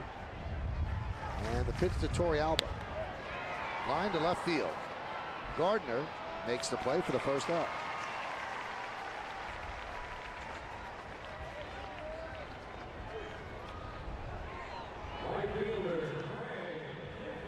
Crowd of 48,057, and it seemed when, oh, there's an argument now as Torrealba is having some words with Andy Fletcher. They probably saw a replay of that play at first base between Swisher and Napoli, and as he was rounding first base, he had a couple of words. I'm not sure if he was tossed out or not, but the Rangers pull him away.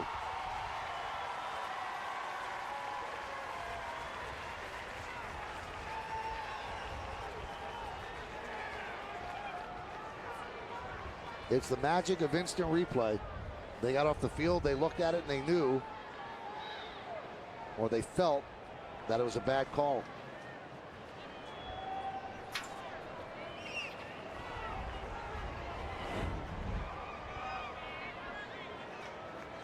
He's saying something to Fletcher, and then he gets thrown out. So he tried to do it slyly, but obviously Fletcher heard and threw him out. And that's what started the heated argument. Fletcher with a quick hook right there. You don't know what he said, Torrealba, that is.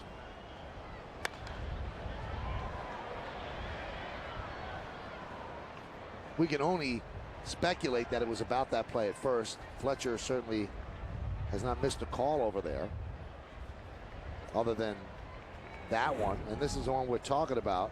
And it started off the Yankees' 6-run inning. That one is dunked into right center. It's a base hit off the bat of Craig Gentry.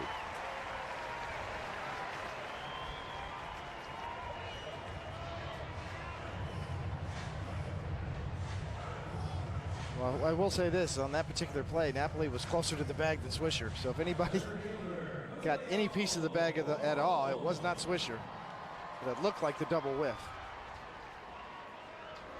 But it's easy for players, you know, speculating again, it's easy for players to say, oh, that particular play opened the floodgates, but you still have to be responsible for everything that happened after that.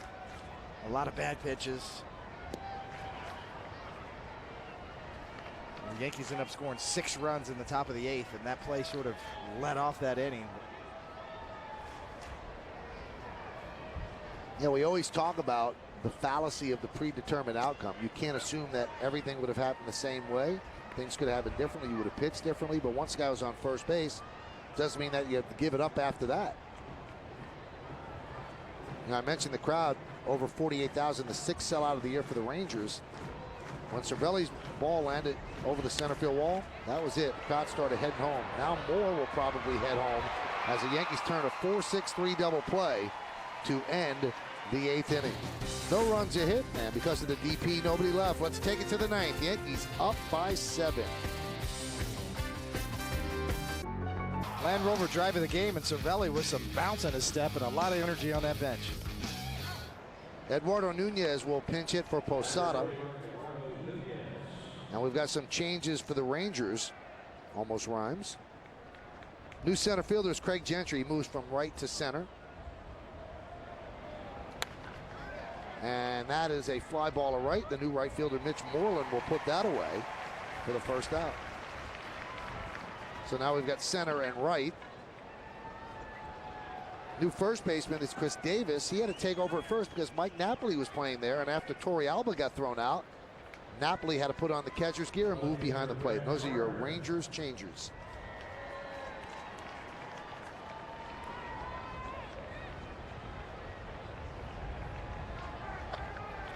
It was 6-5 going into the 8th inning, and that's when the Yankees really blew it open. The single, the debated single by Swisher at first. Single by Posada to right. Gardner, everybody thought he was going to bunt, jumped on the first pitch, single to center. Then Cervelli comes up. We kind of talked it over whether or not they should pinch hit for him. Girardi tried to stay, or decided to stay with him. Hit a grand slam over the center field wall.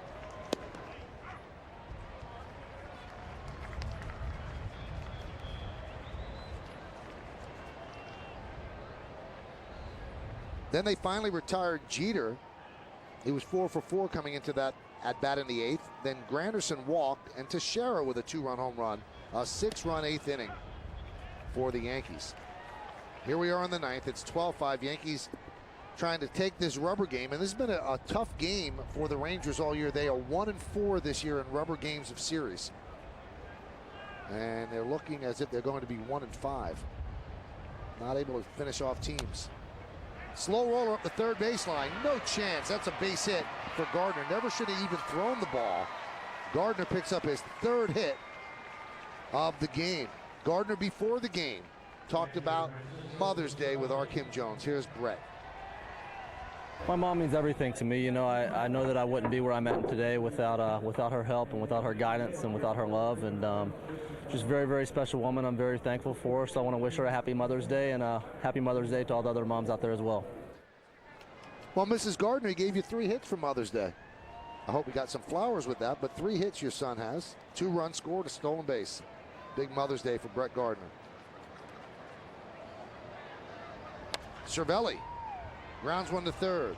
Beltre sets, fires for the second out as Gardner advances to second.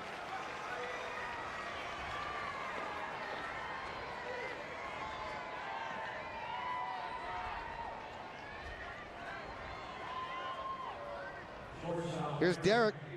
He's now up to 279.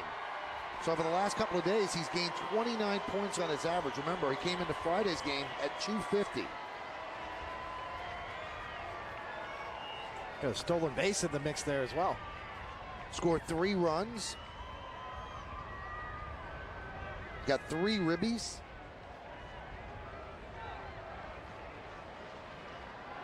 Check that, scored 2 runs and 3 ribbies. Strike on the outside corner, 95 miles an hour from low. This has to make Jeter feel pretty good, and it kind of, at least temporarily, silences the doubters. You know, people are still going to pick apart what they want to pick apart, and Derek has not swung the bat as well as he would want at the beginning of the year, but he has long maintained, I'm fine, I'm fine. People are taking the tack that he's on the back end of his career, and you know, he's going to be 37 in June. That's an obvious statement, but he still thinks that he's very close to what he once was, and as I said, 279, he's getting 29 points in 3 days. 29 points and more than doubled his extra base hit output as well. Double yesterday, 2 homers today. came into the series with 2 doubles on the year. Now, as we said before, found his power stroke in Texas. 2,960 hits for Derek. He's 40 away from becoming the first Yankee to pick up 3,000 hits. The 2-1. 2-2.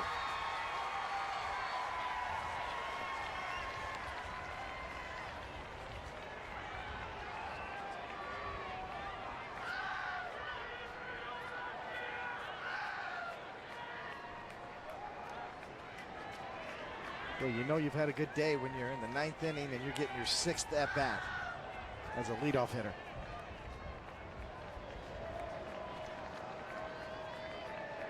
The 2-2. Missed outside, 3-2.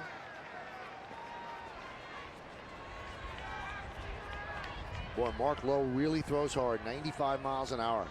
Live arm.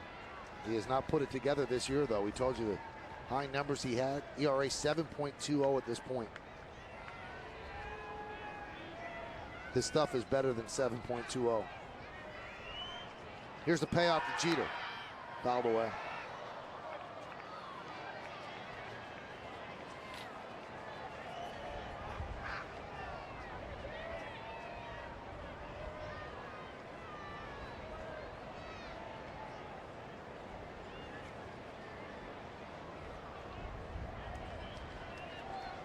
Rangers still very much of a young team.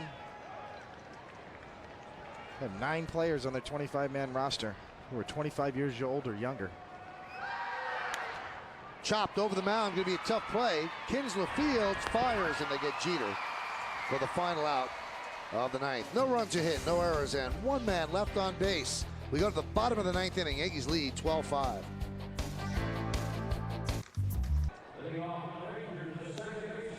Lance Pendleton will take over.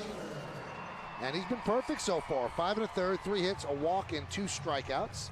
Hey, it's been a big day on Yes. Got a baseball game, and then we got the post game with Bob and Jack and Kim, and then after that, WB Mason presents the Joe Girardi Show. A lot of stuff still to do on Yes, and you're going to want to hear, I'm sure, from Derek Jeter and Francisco Cervelli. Stick around.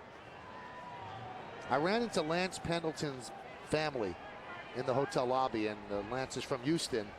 And I asked the father, how you doing? He goes, we're doing great. He goes, what we'd like is a blowout, and they need to rest the starting pitcher and get Lance in there for the final 2 innings. So this is the final inning for Lance to pitch. And he deals inside. So it's probably a thrill for him to pitch in front of his family.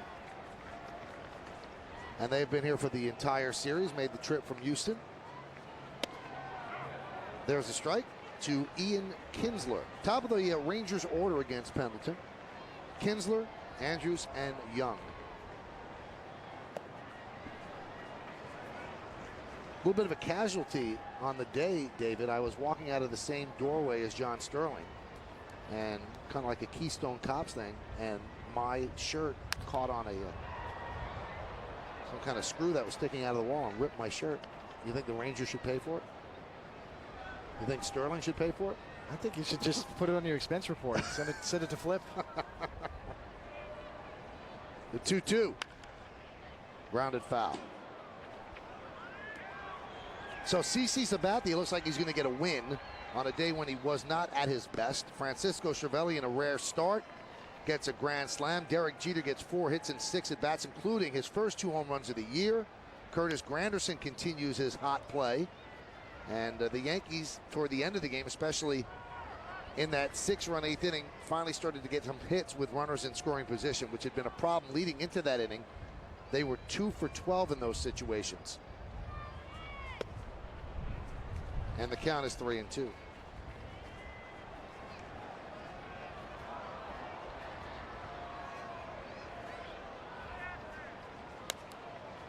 Popped up and fouled away. Most of the crowd has left, but Dallas is going to feel good today.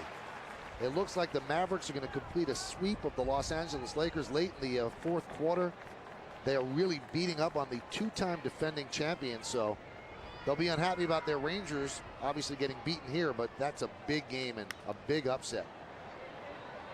Not so much that they could beat the Lakers, but that they could sweep them and do it so convincingly.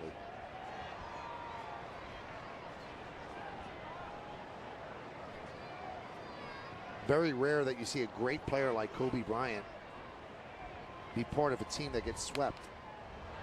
Kinsler really making Pendleton work.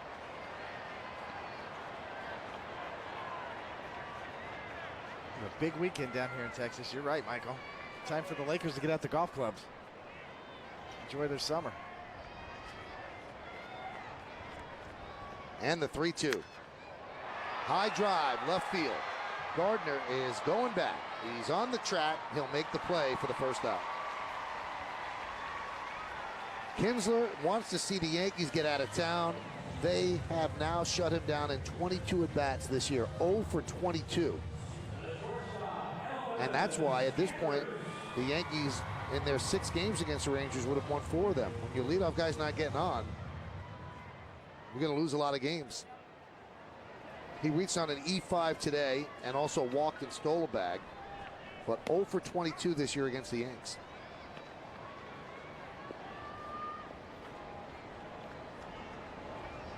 Andrews with 2 hits today, 2 for 4. It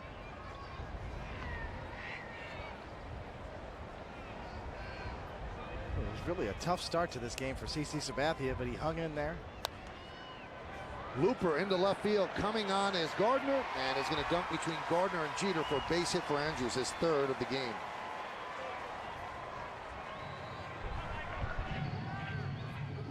Well, Sabathia gave up a 3 spot in the first inning. Uncharacteristically wild. Alex Rodriguez with a big throwing error in the first that led to 3 runs. Another run in the second. So Sabathia found himself down 4-0, but really settled down from that point on. 4 straight goose eggs. Then the Yankees came on. 2 runs in the 3rd, 2 runs in the 5th, 2 in the 7th, and then the big 6-run top of the 7th inning, top of the 8th rather. Runner goes, no throw. That'll be defensive indifference. So Sabathia came into this game with a 2.68 ERA and just a 2-2 record.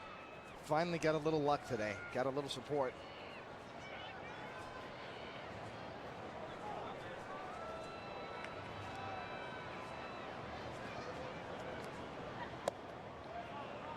Michael Young takes outside. Michael today has been shut down after 4 hits yesterday. He's 0 for 3 with a walk and a run scored today.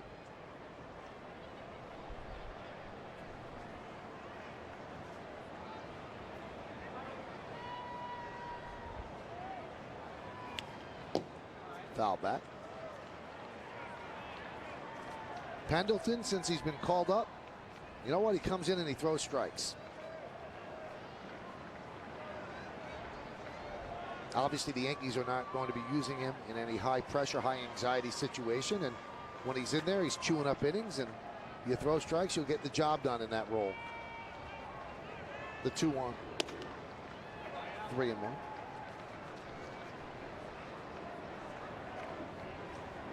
The thing of it is, with a guy like Pendleton, as you said, Michael, throwing strikes, but there's just no complete games anymore. So there's always a need for an extra guy that can eat up innings and throw strikes and not hurt himself, not work himself into trouble. Pendleton's been that guy so far since he's come up. He ends up walking Michael Young.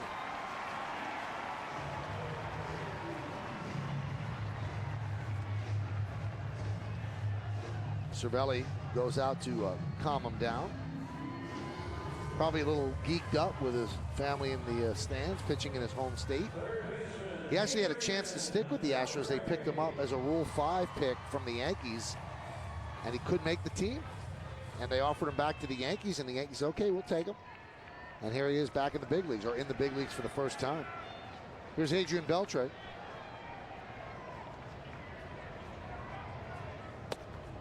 I think you mentioned this before, Michael, talking about the need for guys like Pendleton and the bullpen. And, no Yankee has pitched a complete game victory since Sabathia did it against the Rangers. And that was a 6-inning rain-shortened game. That was April 16th, 2010. Popped up off the bat of Beltre. Cano, infield fly rule was called. And that's the 2nd out. It's a long time without a complete game. That is a long time. That's a different game, though. I mean, it's not a reflection on the pitchers. They just don't allow pitchers to go that long anymore. Doesn't make sense. you've got high-paid guys in the bullpen, and they've got innings that they're supposed to pitch.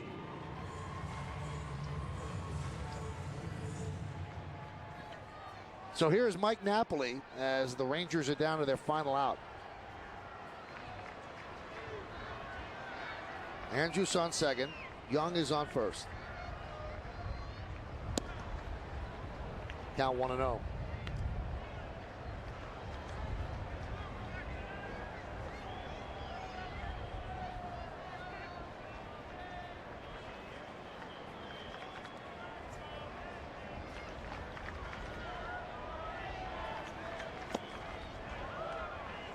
And the count 2-0.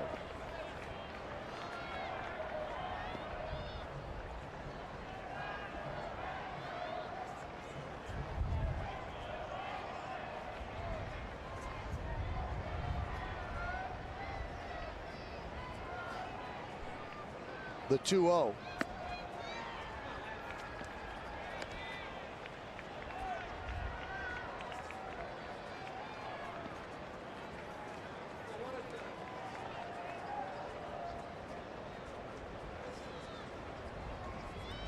The 3-0.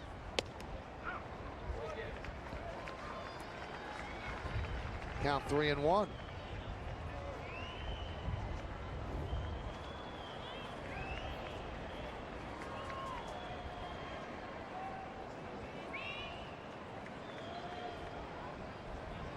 And the pitch.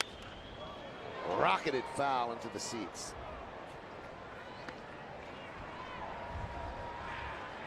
So the defending American League champion Rangers are struggling, about to lose their 5th game out of the past 7. The hitting not where they want it to be. Their pitching has been somewhat shaky as well. They're still close. It's bunched up in the West though, but they're not in first. The Angels are. The 3-2. Swing and a miss, and that'll do it. Ball game, put this one on the left side as the Yankees win this one 12-5. Derek Jeter, a big day, 2 home runs, 4 hits. Francisco Cervelli with a grand slam. And the Yankees pounded out 16 hits and survived making 4 errors in the field to win this one 12-5 and take this series 2-1. And there's a lot of reasons to smile. The flight home just got a lot shorter. Stick around for the postgame show to find out who's today's Chevy player of the game. I think that Jeter really needed that day, David. Yeah, big day for Derek Jeter. You could see just a bounce in his step. Obviously, Francisco Cervelli with a big grand slam as well. But Derek Jeter, in my opinion, boy, really makes a statement today. He's got to feel good about himself. Got an off day tomorrow, back to New York. Wouldn't be surprised to see Jeter really get his confidence and start going on a tear again right now. 40 hits away from the magic 3,000 mark. CC got the win. The Yankee bullpen cobbled together the final 9 outs. And all in all, the Yankees take 2 out of 3 in Texas, and they end up going 3-4 on this road trip through Detroit and through Texas. Speaking of Derek Jeter, he is with our very own Kimberly Jones. Kim? He is indeed, Michael. And Derek, team first. Let's talk about picking up CC and getting a big win to end this road trip. What does it mean? Well, mom's first. Happy Mother's Day, Mom. But yeah, CC battled. He, we made a few mistakes behind him, but he kept us in the game. I mean, that's what you have to be able to do. If you're a #1 guy, even when you don't have your best stuff, you don't have your control, and people make mistakes, you still battle through, and that's what he did. Let's talk about you. 4 hits, including 2 home runs. David Cone said you came to Texas and found your power stroke. Is David Cone right? Well, I mean, I don't really worry too much about power. I told you guys I felt pretty good the last week and a half, and as long as you're comfortable, the hits will come. How do you go, though, Derek? 259 at-bats without a home run, and then hit them back-to-back off 2 different pitchers? Well, that's why you play the games. I mean, you never know what's going to happen. You know, sometimes you make adjustments. They don't come as quickly as you'd like, but, I'm happy that I've made them, and we'll move on from here. On this road trip, you raised your batting average 34 points. Some of us, if we were in your position, would say, hey, I'm not done yet.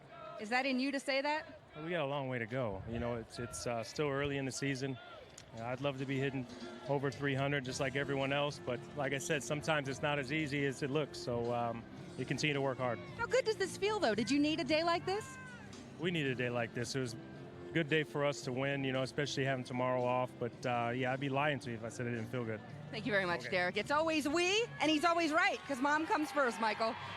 Thank you so much, Kim. A valiant effort by Kim, but you're not going to get Derek Jeter to crow about getting 4 hits. But the important thing that he got out was Happy Mother's Day to his mom, Dorothy, and Happy Mother's Day to all you moms that have been watching Yankees baseball today. For you Yankee fans, you got something to celebrate. Yankees win this one 12-5. We'll be back.